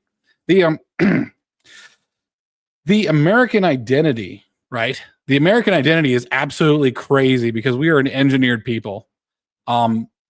and it's who has the blueprint, who is actually engineering us, right? As me and Alex were talking about. Oh God, that's confusing. We're both named Alex. Like, we're going to have to fight. We're going to have a jousting competition to figure out. As a Marylander, jousting is our state sport.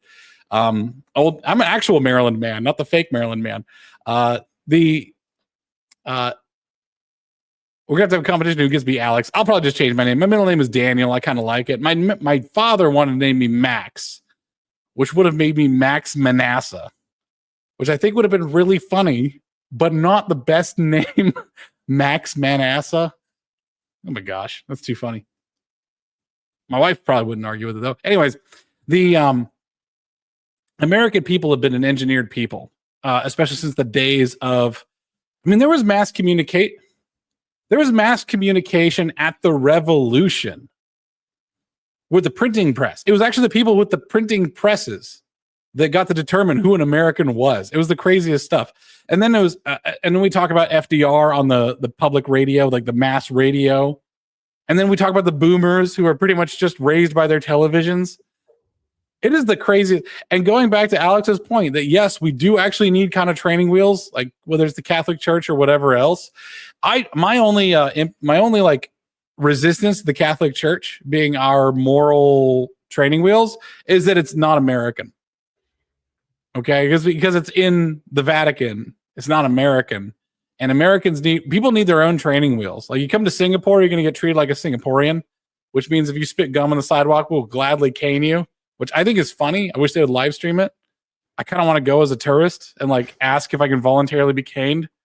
Like show me what 3 feels like. I wanted to see what 3 feels. It's probably going to hurt a lot more. I remember when I was a kid.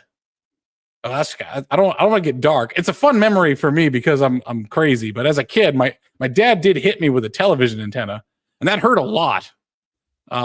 For credit, I did throw a couch at my sister. I was a very strong child, so I kind of deserved it. I was like, fair enough. Is the postmodern? All right, boy, go and cut me a switch. Exactly. It's like, literally what they do is they tell me to come here, and they'd point their finger at the floor, and I'd like walk over my head down and be like, okay. Yeah. And then get whatever punishment, which was usually experience. Yes. Yeah, exactly. Yeah. The punishments were never nearly thing, by the way. When I was a freshman at college, there was a sophomore girl, Alex. First, mind you, I went to a college with like 100 people, and she's like, I was here first. I'm Alex, you're Cosma. You're Cosma. No. I was Cosma from that day forward. That's too funny. In my senior year, I dated a girl for 6 months before she realized that Cosma was not my first name. That's really funny. In the same year, one of my brothers was going to the same school as me as a freshman, and he even for years afterward would instinctually call me Cosma. So you get to keep Alex.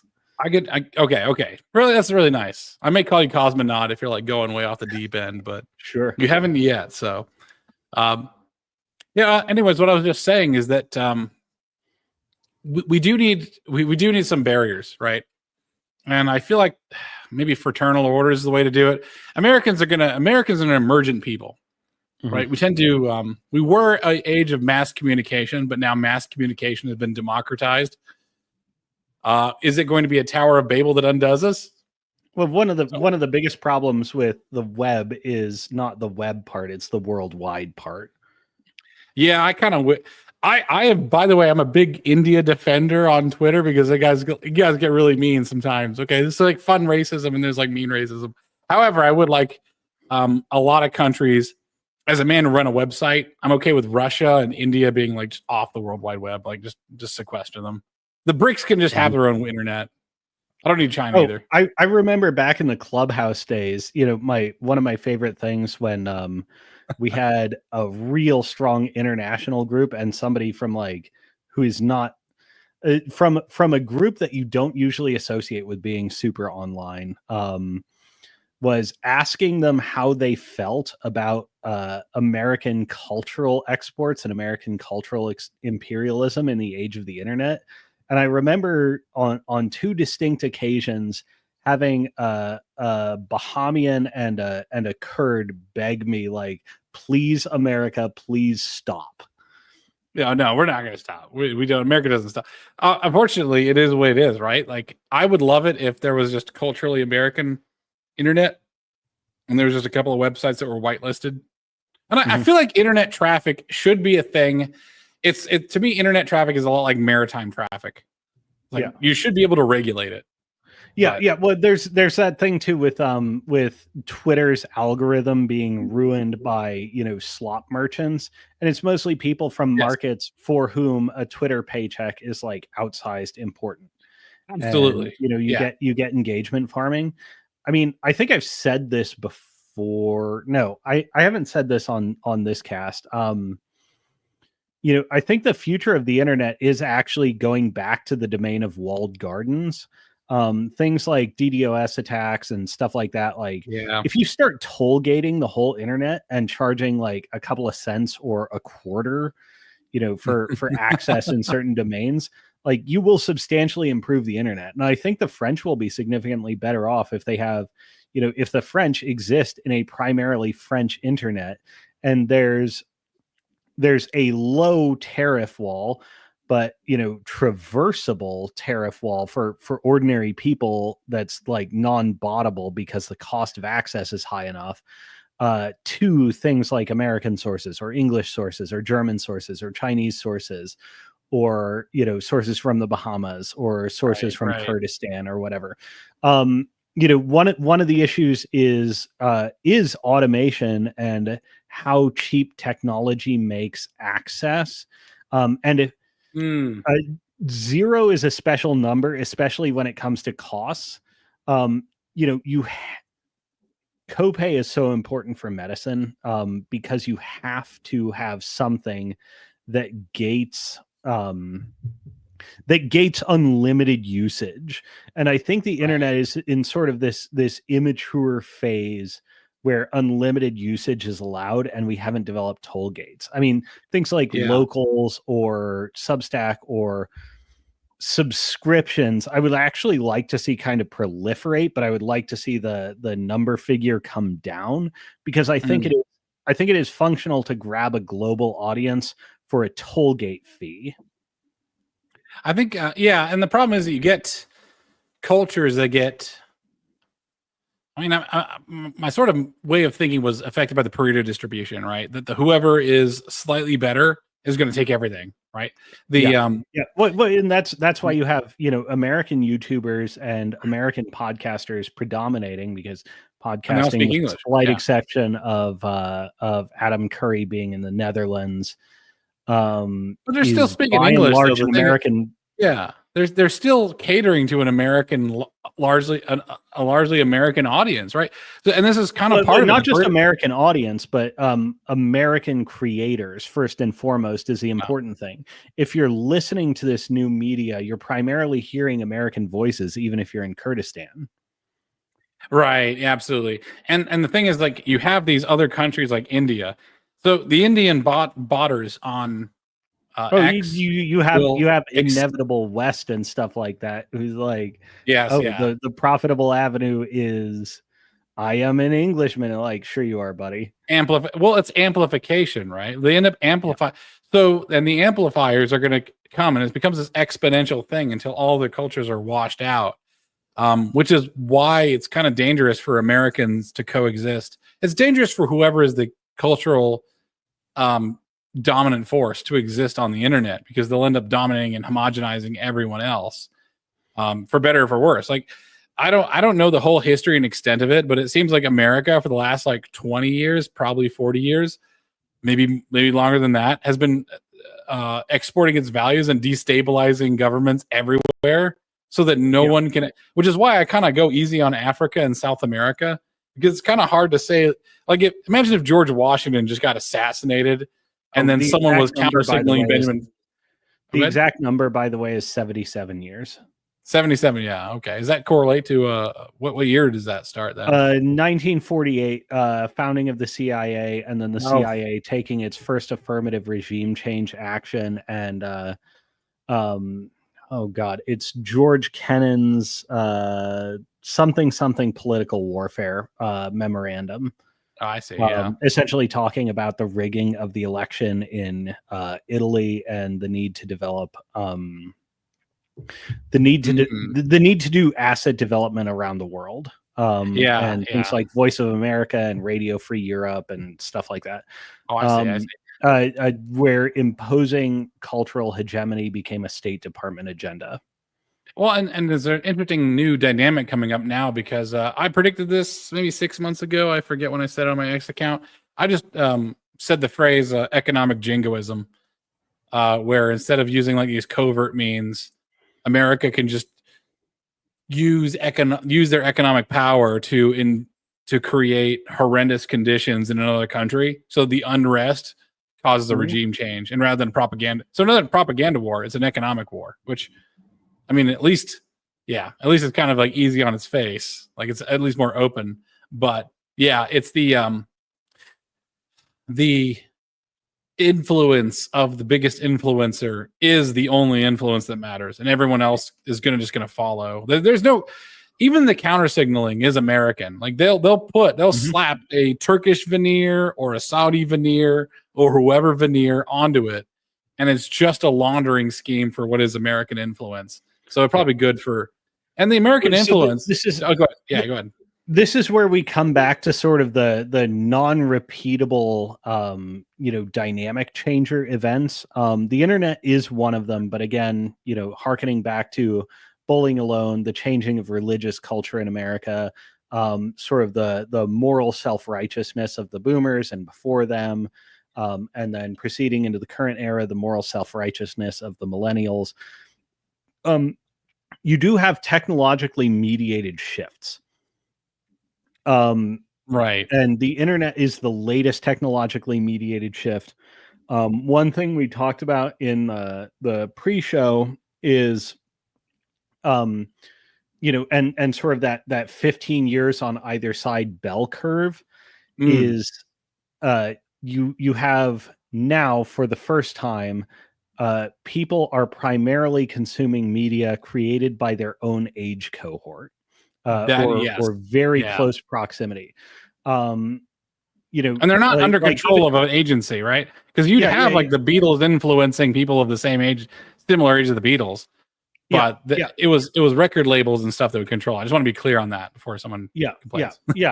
And you have like Hollywood scripts are mostly written by people with a lot of writing experience and some miles on them. Somebody like Star Trek, Gene Roddenberry. World War II veteran, survived a major crash in North Africa, and that was one of his as an airline steward, and that was one of his major influences for the away mission, like captain structure of Star Trek. Oh, really? Yeah, wow, okay. He was in an airline crash that killed the cabin crew, and as the second in command airline steward after the crash, he had something like 70 people under his wing. And he was the officer in command in Libya in the desert to make sure all these people survived. That's insane. So you have, somebody like Gene Roddenberry creating the media that's consumed in the 60s, and he's got some serious miles on him.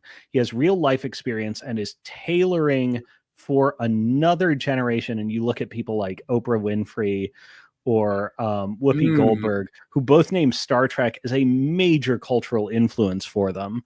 Right, yeah. And they're 2 generations after Roddenberry.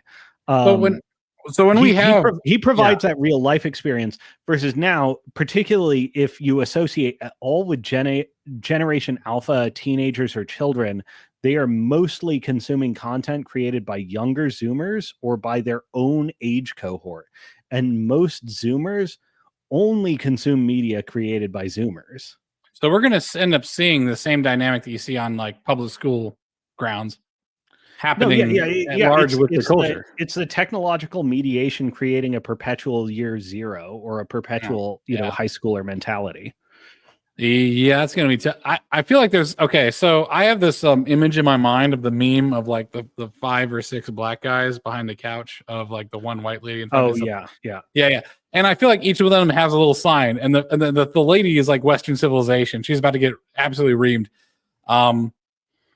I feel like there's going to be a mass extinction event that's going to be multidimensional. Now, normally these mass extinction events are usually like 10% of the population that got into opium, they're gone. It is what it is, right? It's a terrible tragedy. We're going to have a memorial. 10% of a generation of men have died in the war. That's a terrible thing. We're going to have a monument or whatever. But when you have like 5 World War II's worth of filtering mechanisms happening all at once, economic, birth rate, spiritual, actual drug abuse, just video game, like becoming a NEET, right? That sort of stuff. Like I think it was like 20% of Zoomers are NEETs at this point or something like that. I actually asked Grok about that. There's an interesting tie back to earlier in the conversation when you talked about immediately in the Greatest Generation, I don't remember exactly what it was, but like we're only down with warfighters. Yeah. There were in the past filters and absorbing barriers that were non-random in what they selected against. Right. Or even if even some of the contemporary absorbing barriers are still non-random, but they're actively antisocial. They will destroy people that you want to reproduce. This is again sort of the Charles Murray problem, or the meta Charles Murray problem of, pressuring, okay, like lower IQ is getting squeezed out, but also top end IQ is getting squeezed out in a way that's really counter beneficial. Right. You had great filters in the past that were sort of pro-social. We're only down with warfighters versus whatever pressures are acting on Gen Z now are random or worse. And we're having to have foreign governments punish Gen Z prankers when they go to Korea or Japan or wherever else, because we don't punish them in the West for doing pranks and like being loud on the subway, that sort of stuff, right? So it's we don't have the social mechanisms to promote. Like there's a natural and there's an active, and the problem is the natural survival mechanisms will bring you to barbarity. You're gonna have the best barbarians ever. You're gonna have the biggest most horrible barbarians ever, if you just let nature take its course. However, if you don't have any sort of cultural mechanisms to promote good values, you're going to go that course. If you do have the cultural mechanisms, you can actually promote something that's beneficial in a more cultivated sort of way. And with the internet and tech, I feel like you're going to see a minority of people. All right, so the good news is the minority of people that recognize and understand this are going to follow it, and they're going to be better for it. However, the people that don't are probably going to become barbarians. So I feel like the disparity between intelligence, I feel the disparity between parenting, the disparity between wealth, the disparity between humanity is probably going to continue widening. Like people look at blacks now and like, oh, blacks are terrible. It's like they didn't used to be like this. Not even 20 years ago. That was exactly what was echoing through my head. Is like, look at the state of particularly single white mothers nowadays. Like, well, they're following the same path. You're looking at black women 30 years ago. 100%. So people think that their genetics are going to save them. I was like, there's nothing special in your genes that are going to stop you from degenerating. Like degeneration happens if you have a domesticated animal. Like humans are like a little bit like pigs, right? A domesticated pig, very sweet, does what it's supposed to do. It's not going to gore your child. It's not going to like attack you. It's going to just have a little happy face and it's going to eat its slop. That's great. If you put that pig in the wild, it takes like one generation for it to become an absolute man murdering menace. Oh, it takes less than that. And it's one of the most important traits that pigs and humans share in common, which is that we're neotenous. i.e. we exist in a period of prolonged juvenile stages brought on by environmental conditions. Right. We are shaped by our childhood. If you release an adult domesticated pig into the wild of like Texas or wherever, and it survives, this pig will physically change form and become an adult boar. Its Yeah. tusks will elongate, its hairs will elongate and thicken. The pig is a domesticated pig is a piglet that matures into an adult body. Humans are the same. And while we won't go through a physical metamorphosis, it is worth noting the reason that human beings have as long a gestation period as they do, as large a cranium as they do, as long as a maturation period as they do, and as long a lifespan as they do, is that adult human beings are physically juvenile because environmental circumstances are so good that our juvenile state is never triggered to mature into like full adulthood. This is different from cultural. This is different from cultural barbarism, but it's worth noting that neoteny is a key fact of human existence, and that we have to deal with this high intelligence, large cranium, long lifespan, long gestation period. All these things because this is a physical factor of our existence. That'd be another good episode of like a sci-fi show, by the way, to grab from the By the way, I'm very non-judgmental about civilizations, including the Aztecs. They had what was called the Garland Wars. I think that's what it was called. They would just have wars for the sake of having wars because that's how you become a man. That might be like, ooh, you're tempting me. Don't tempt me with that. Yeah, I know. Well, that's why it's a sci-fi, so you could be completely absolutely crazy. So we have sci-fi fantasies about that. What you're essentially describing is like akin to robot jocks. Oh yeah, well, I don't know. I haven't seen Robot Jocks. Listen, I haven't read the great work of Robot Jocks. But Robot Jocks is a schlocky movie that everyone should be required to read.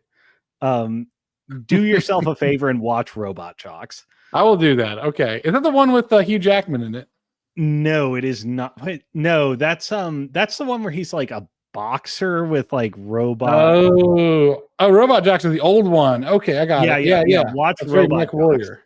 Okay, I'll check that. So, yeah, dude. Wait, so there's a sci-fi story where like you get the feral hogs of human beings. Is that the idea? Well, you have to harden them up a little bit, and you throttle it depending on what you need. But the problem is that with okay, here's the wrench in the hog to human analogy, is that female hogs will just rut with any old pig that's there, right? Have you seen twerking videos, my friend? Well, those are the certain type of women. But the thing is, they go for the feral one. They go for the wild boars of men. Right? Have you seen twerking videos, my friend? Well, I don't know. Listen, I'm not seeing like Eugene from accounting like on the end of that twerking video. And so I'm saying, you're not. Wait. So here's the thing. I'm saying you need a certain amount of fertilization to be. You need a little bit of fertilization to be sexually attractive to women for humans. Is what I'm saying. Acceptable. Yeah. You need to be. Again, we've talked about this in the past. Like, you need to be a monster. You need to be a domesticated monster. There's a term I think that you use in a lot of your sort of monologue videos, which is really, really crucial because humans don't necessarily go through the physical metamorphosis. And I mean, for us, there's a bunch of types of neoteny, and we're not. The term that pigs have is pedomorphs. Okay. Humans are not pedomorphs, but nonetheless, we share in common with pigs neoteny. Well, we have several stages of development. I think we have a second childhood, which is our adulthood when we can fend for ourselves. And then we have another childhood, which is actually our middle-aged. And then we have multiple areas of development where we change fundamentally. Like the four different type of men. The boy the boy, the bachelor, the man, and the elder are like four different people. It's absolutely. I've experienced this myself, where I've become different people in my parts of my life, depending on where I am. Yeah. And you have the girl, the maiden, the wife, and the grandmother. Yes, and to Rabble Rouse's part here, he's kind of describing that all the men kind of look like they're 12, the girls look like they're 25. Women don't need a trial to mature sexually. They just sort of do automatic. That's my theory. My like bro science theory is that women are just kind of ready to go naturally without any sort of trigger. It's a purely biological, nutrition-based time trigger, whereas men are environmentally triggered to develop. So here's I heard an interesting story from my mother, who was a Gen Xer. I won't go into visceral details, but male's expendable. We have a wider range of experimentation, and we have a wider range of variance in intelligence, social behaviors, strength, etc. Her experience coming to adulthood going through her formative years in the 80s, there was for her, like, gropey or creeper shit that happened with a sub-selection of men. Not all men, but some were when she was a teenager. Right. And this was in some elements formative for her around, and we've talked about this before, the reconciliation to violence. And even as a teenager, not all of it unwelcome, but it just hearing from a woman's perspective in an age that was, and I say this with no moral judgment, less emasculated, as in physically higher testosterone, higher sex drive, etc. It just can't help but color your experience, even as a decent man, what the male experience is like and what the female experience of the male experience is like. And something you talk about in your monologues, which is crucial given that humans are not pedomorphs but are neotenous, is the phrase over and over again, it keeps coming back to me, is moral awakening. Moral awakening is not granted through any physical developmental stage. Moral awakening is a unique, non-repeatable event per human lifespan, and it changes how that human being operates in the world. What you're looking at is cultural, transmission, intergenerational transmission of technology, values, etc. One of the things that you're looking to transmit is moral awakenings, and the societies that intergenerational transfer of wealth is one of the greatest problems that the human race has ever faced.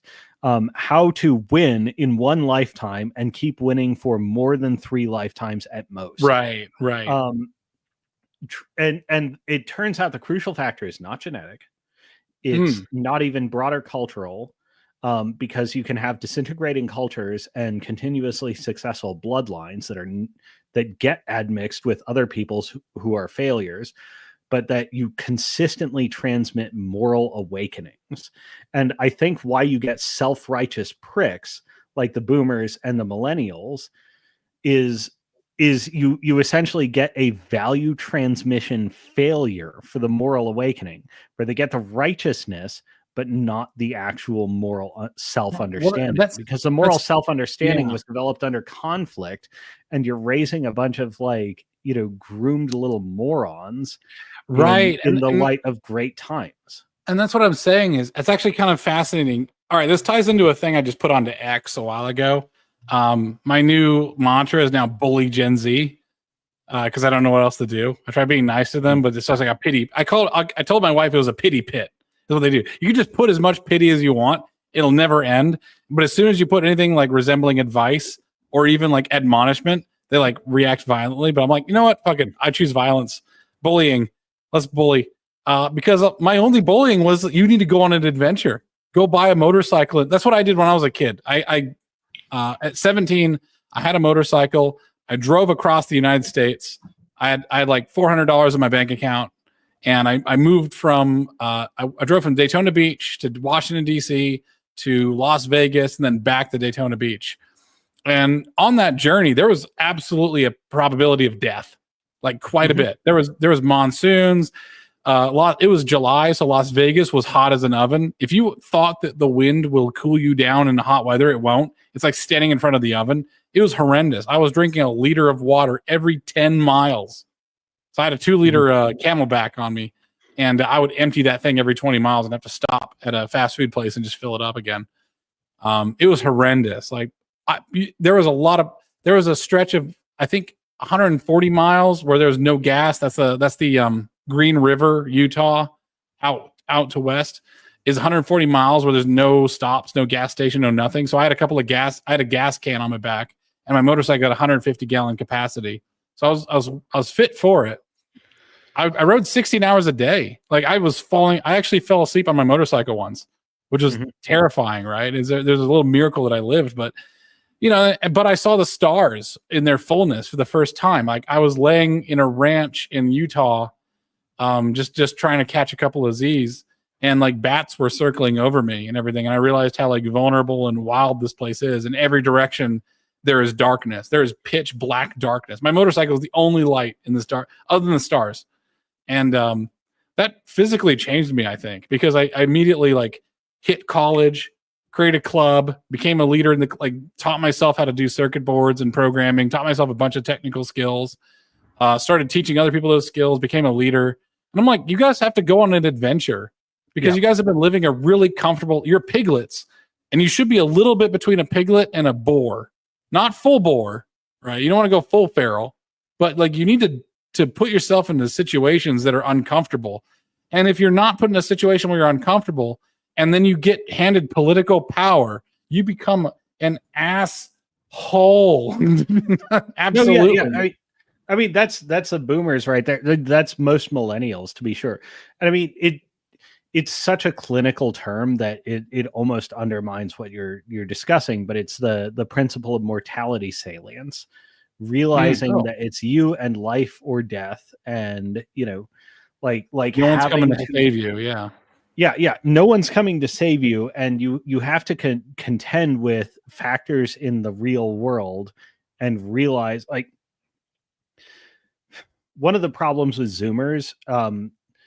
I tend to encounter a lot of younger Zoomers just incidentally through my life, like partially through work and partially through acquaintances. Is that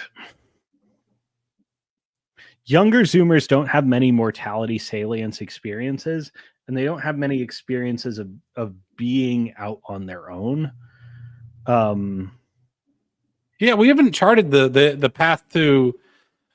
This is a failure because all right. So I have a principle called externalized and internalized development, right? Externalized development is, for example, your family can't afford a lot of food, so therefore you don't get fat. Versus internalized development, when you have all the food, all the money you want, it's like I have actual discipline and I eat only what I need, and then I don't get fat. So we've had externalities that have forced us to properly grow up as human beings. Our entire history, we've been forced to grow up properly as human beings by external factors. Starvation threat. But so here's the thing: a Zoomer will not face starvation threat except maybe in the next 5 to 10 years, and they'll be totally unprepared for it. Like they'll figure it out. But yes, there'll be a gleaning. So I've been on a weird upcycling adventure with food and food creation recently. Nice. So I did about a week ago. I made chicken Provençal, like Provence style chicken. Okay. And it was something for me and my fiance, and we had leftovers, a lot of chicken breast, a lot of veggies, stuff like that. And those sat in my fridge for a while. Like this, I need to take extra steps to make this desirable for me, for not just heating it up in the microwave. And I took like some biscuit mix, rolled it out, like, made some veggies, made a new roux, etc. Turned it into a chicken pot pie, and the Provençal seasoning and stuff, like made it really, really amazing. Upcycling leftovers so that you're not just at the behest of the microwave, at this technological thing that's keeping you in a stunted technological, like at a stunted. As a symbol for this is a millennial problem. And that I discovered this rich, rewarding upcycling of leftovers, which I also do with like biscuits and gravy, or like you name the thing, I'm upcycling it. Yeah. And for me, this is a great step as a cook. And like, cooking is literally my favorite hobby. Competitive wargaming, sure, that's great. I love it. I'll throw my life into it. Cooking, I care way more. Yeah, me too. Actually, I'm upcycling versus using the microwave. A generational difference is the microwave doesn't exist. We're talking about buying burritos on installment plans. Oh gosh, yeah. And like, here's the thing. Like, bullying Gen Z in the way that we were accustomed to being bullied, which is like borderline physical. Like, I'm sure you encountered physical bullying, which resulted in friendship, kinship, etc., because of the social normalization imposed by encountering barriers between people. That's one thing. But we can't be in the perpetual millennial high school, even though we had like sort of the last real world pre-internet, like you have to bike over to your friend's house. Millennial bullying will not work on Gen Z. And I think what will work on Gen Z, and I've been experimenting on this because, like I say, just through natural association, I happen to encounter many. Oh, really? Okay. We'll say like 20 to 22-year-old Gen Zs. The factor that I found most effective is the factor that I found most effective when I was a teenager, going to, wargaming meetups in high school with my friends who were significantly older than me and normalized me into things, which is just treat them like one of your peers. Exert the exact same social standards you expect of someone your age and force them to normalize. I see. Yeah, for me, bullying is only in the context of they are exhibiting really horrendous behaviors. That must be stopped. Sure. Yeah. So my well, physical disintermediation is a bit of a problem because you can't box them around the ear. I know, right? Oh well. I had three older brothers, so I got boxed plenty. I would not wish it on anyone. There's a better way to doing it. You don't have to bully. Yeah. Well, but anyways, I'm an oldest brother, and I was not the hitting type. There are better ways to do it, but it's funny because we stepped on we touched on a lot of different things here. Is that the sort of the seeds of Albion, the Anglo origination of the United States, kind of came with it a certain moral superiority, intellectual superiority, technical superiority, and even breeding superiority, which now resonates now. Like the Southerner breeding superiority is gone. However, the Northern moral superiority and English intellectual superiority is still there. Apologize for my tongue, by the way. I had a dentist appointment today. They numbed this whole side of my face, and they asked me to bite down, and I just bit down on my tongue really hard. So and the painkillers are wearing off. So now it's a little my dexterous tongue is now not so dexterous. Anyways, the moral and intellectual superiority of the North is kind of still reigning, but is now being beaten down. I don't know what's going to happen to it. But I think it's responsible for a lot of these cycles of generational self superiority that we've had, right? We've had the greatest generation being pro government, crew cut, conform, do what you're told, you're a cog in the machine. Baby boomers, which was a mixture of two countercultures, a continuation of the greatest generation, and also the sort of hippie counterculture types. So now you had a culture and counterculture. The inheritors of American Christian revival. Yeah, absolutely. Baby boomers, by the way, are the ones who made homeschool possible for you, right? So everyone's looking at solutions. I'm homesteading and home gardening, food self-sufficiency and off-gridding and homeschooling were actually all baby boomers things. So it's important to remember that that's a bit of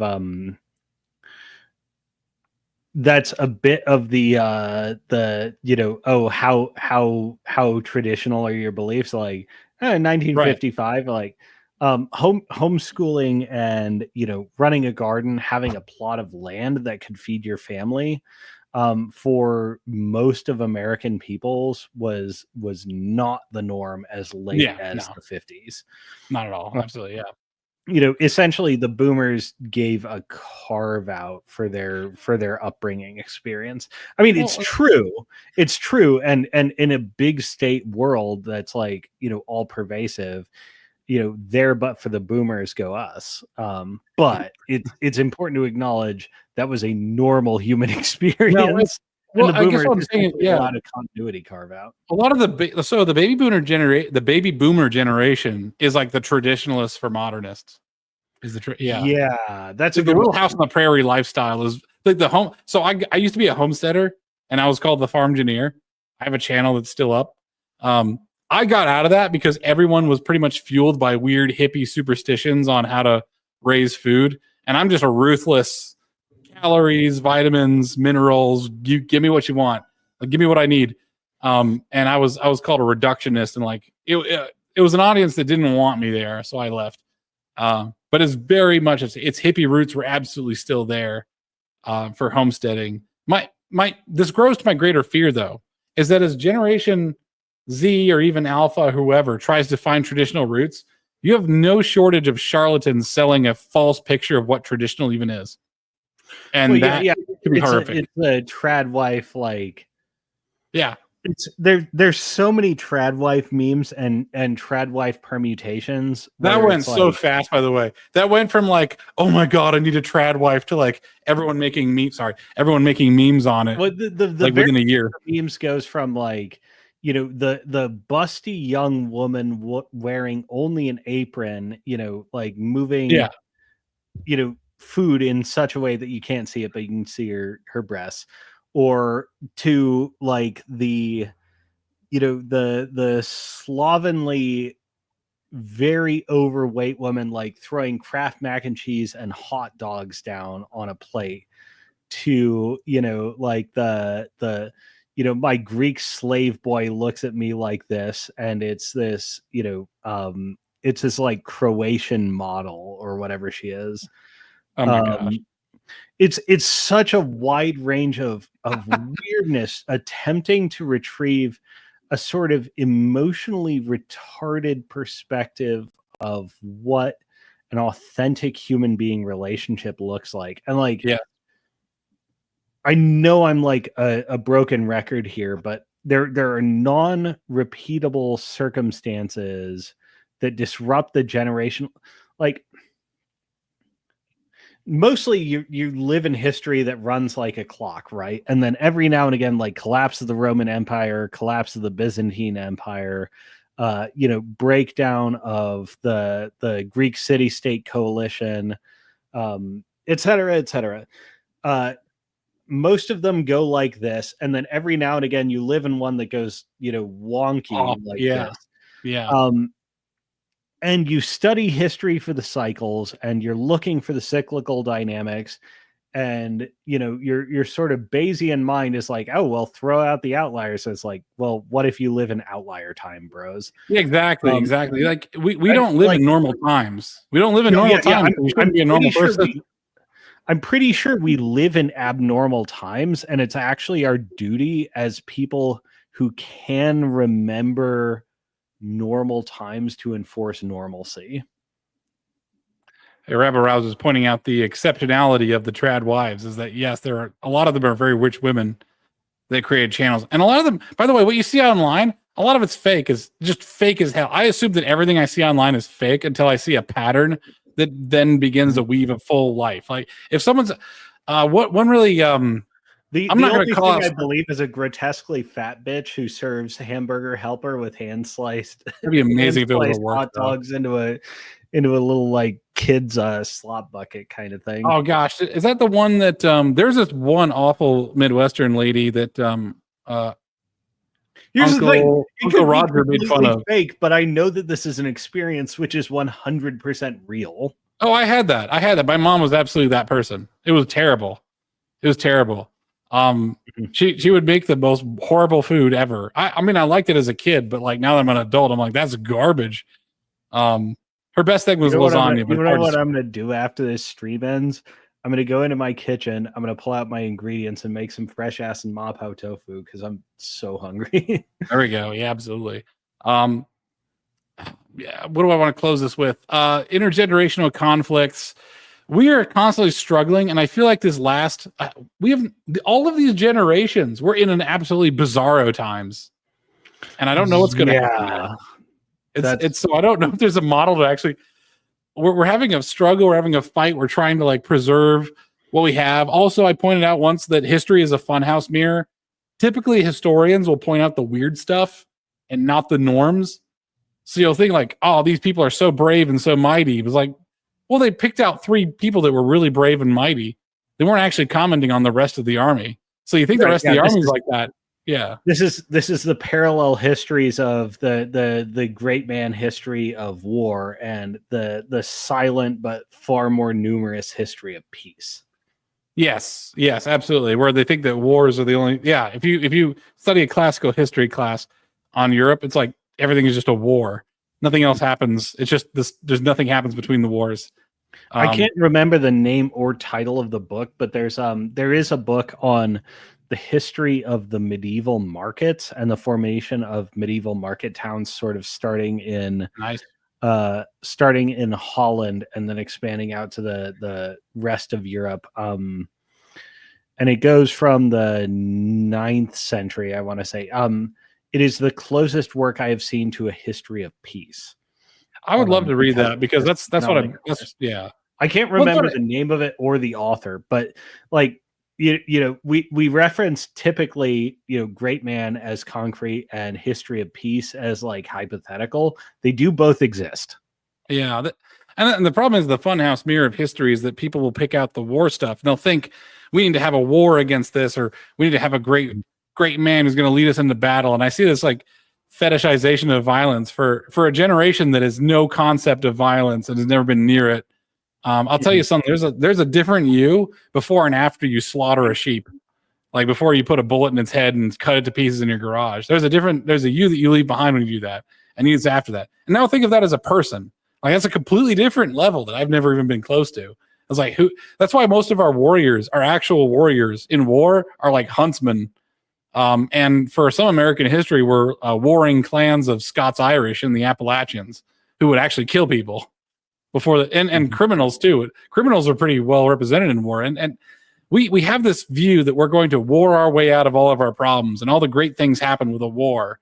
And I'm like, blessings and the future are going to belong to whoever can win the peace, not the war. And for me, my family, we're not Europeans. So for us, winning the war is sending your kid to the library on a Saturday to study.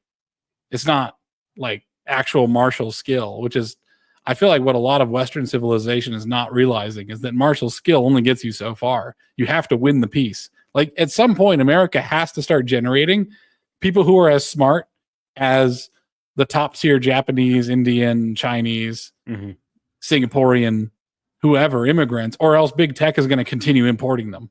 Like you have to have Midwestern kids who are doing Wright Brothers shit. No, yeah, I agree. I mean, like some of my best acquaintances are people who are like Midwestern kids doing that kind of thing. Yeah, absolutely. The homeschoolers are going to carry this nation, I think. Agreed. I think you hit another weird inflection point with medieval to Renaissance sort of gradation Europeans, which is you hit. Well, we want war as a great filter, and we want war as a great filter on a recurring basis. Only the difference is we've hit a technological threshold where warfare now selects for intelligence. Rather than, yeah, exactly. And it's peacetime intelligence. It's like who's back home building the drone. Yeah, exactly. Yeah. It's a weird inflection point, and like there's a lot of debate about this, but like if you look at like which medieval warrior can defeat the other, it's like, okay, if you actually account for the technology used and the sophistication of the fighting art used, European knights from like the 15th century obliterate every other fighting art. And because and it's essentially because, okay, yeah, they have like comparable levels of training, but they have ridiculous levels of technology, and they're practicing a martial art that disproportionately rewards intelligence. And that's a function of technology explosively building on itself. And it's the more technology explosively builds on itself, the more it rewards intelligence, even in the manual combat domain. And I never actually saw The Last Samurai, but I feel like it's kind of in it's worth a watch. It's a good movie. Compelling. There's so many great movies. I didn't have a childhood. I was like studying all the time, so I like missed out on so much. You got the peak Asian American experience. I got the American experience, like at least of our generation. Like, oh, do what you want, but as long as you go to college. I was just right. walk around and absorb shit. Well, I got the Asian childhood, but I had a Midwestern mom, so I had terrible food, and she was slightly like she was boomer abusive. So I used to really not like women very much. Now that I've made it, I'm like, women are actually really nice. They're kind of they got standards that are kind of high. They'll treat you totally. We both wound up light misogynist, intelligent, and fat. Yes. You know what? And better for us. I think that ladies are wonderful, but you gotta they're a little mean. You just gotta get past that. Yeah, no. If you can manage it, it's the best thing ever. Proverbs wasn't lying. They are a blessing from the Lord. I'm gonna put up Last Samurai and put that on my list of things to do. Yeah, but anyways, the death of courage in favor of not only technology, but by the way, technology is built on a pyramid of mercantilism and stability and lots of things. 100%. There's lots of blocks that build up that pyramid. But technology has to marry with pure, unadulterated production and mercantilism, which an economy runs on both productivity and high trust. So you have this tiny silo of people that can actually produce this shit and win all the wars. And you end up having the death of courage in favor of people organizers. And we wonder why sort of people organizers are now running the world, whether it's the WEF or whoever or Congress. These people have no concept of, because people organizers can get everything, right? They get access to the technology, the economics, everything. It's a class of semi-soft bitches who enable and thrive on the existence of a perpetual population of soft bitches. They're semi-soft and they farm the soft bitches. Well, and we're gonna find out who's. This is going to turn into an It's Always Sunny in Philadelphia. We're going to find out who's hard, man. Are you hard? We're going to find out, because as soon as actual wars, not operations, but actual wars kick off. I mean, like India and Pakistan, I'm looking at them, like, no offense to either one, but they don't look war ready to me. That looks like a joke. And we keep our war ready Americans in the Midwest and Appalachia and parts of the frontier, like Georgia or Texas. Yeah, like we have these pockets of essentially, and by the way, farming is not a peaceful activity. Farming is like perpetual warfare. I've got a great video of a guy who uses a 50 BMG and a thermal view to obliterate a coyote.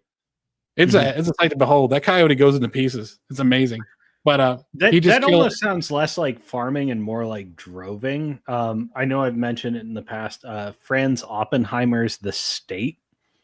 Franz Oppenheimer was an early 20th century sociologist. He tended towards socialist, but it's really hard to distinguish him from a libertarian in some regards, honestly. Goes through the civilizational technological development of governments. And his opinion is that agrarians, have certain kinds of communities. It's essentially impossible to impose a government on hunter-gatherers, but drovers, the people who drive flocks of sheep or horses or cows or stuff like that, these are the people that make modern nation states.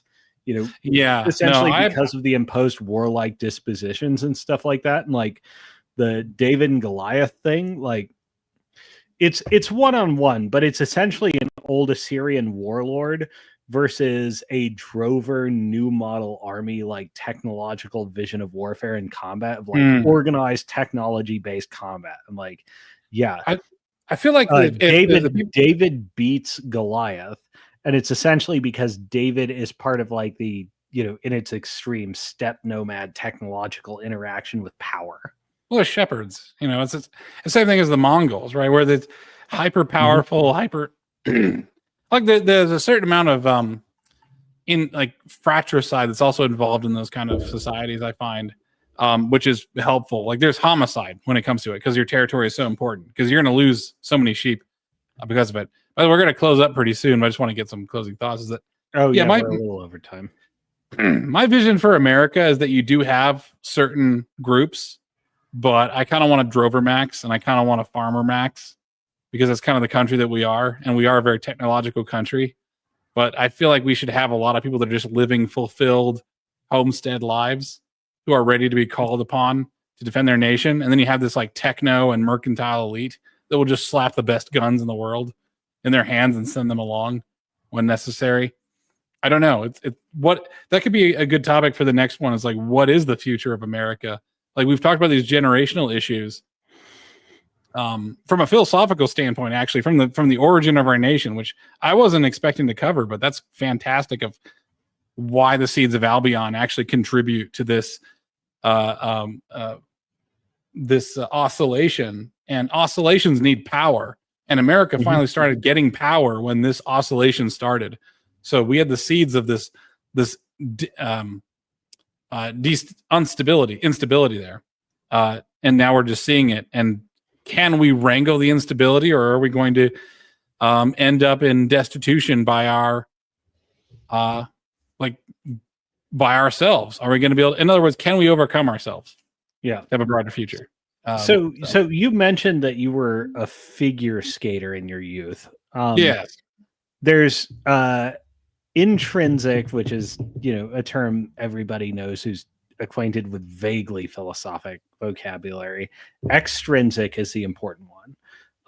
When you and a partner are in a spin and like you're holding hands and there's tension between the two of you that's keeping you moving in a controlled way.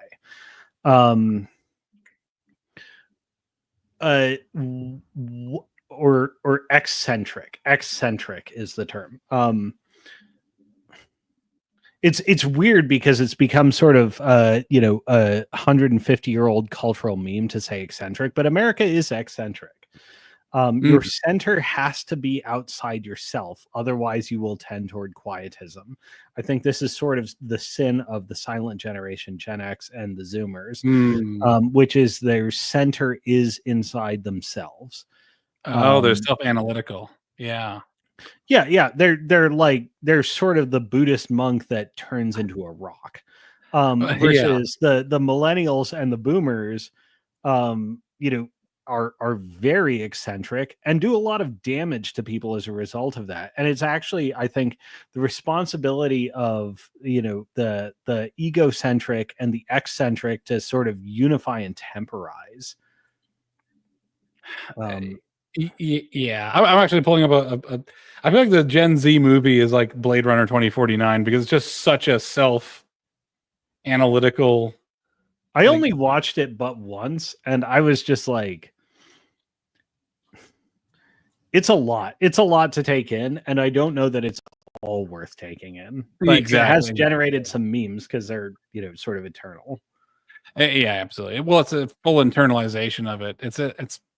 So we'll see. Like, what is America going to do? America is also the king of the hill, right? And whoever controls America controls the world. And if I know that, then the rest of the world knows that. And infiltration has been happening all the time. So who's going to win the war, right? Who's going to win the peace? Whoever wins the peace wins the war before the war even starts. So we'll talk about that next time. All right, guys. Hey, thanks for hanging out. It's been great. Sorry we're a little bit over time. Really appreciate it. We'll definitely probably talk about that next time. Don't you worry, Rabble Rouser. And we'll see you guys later. All right.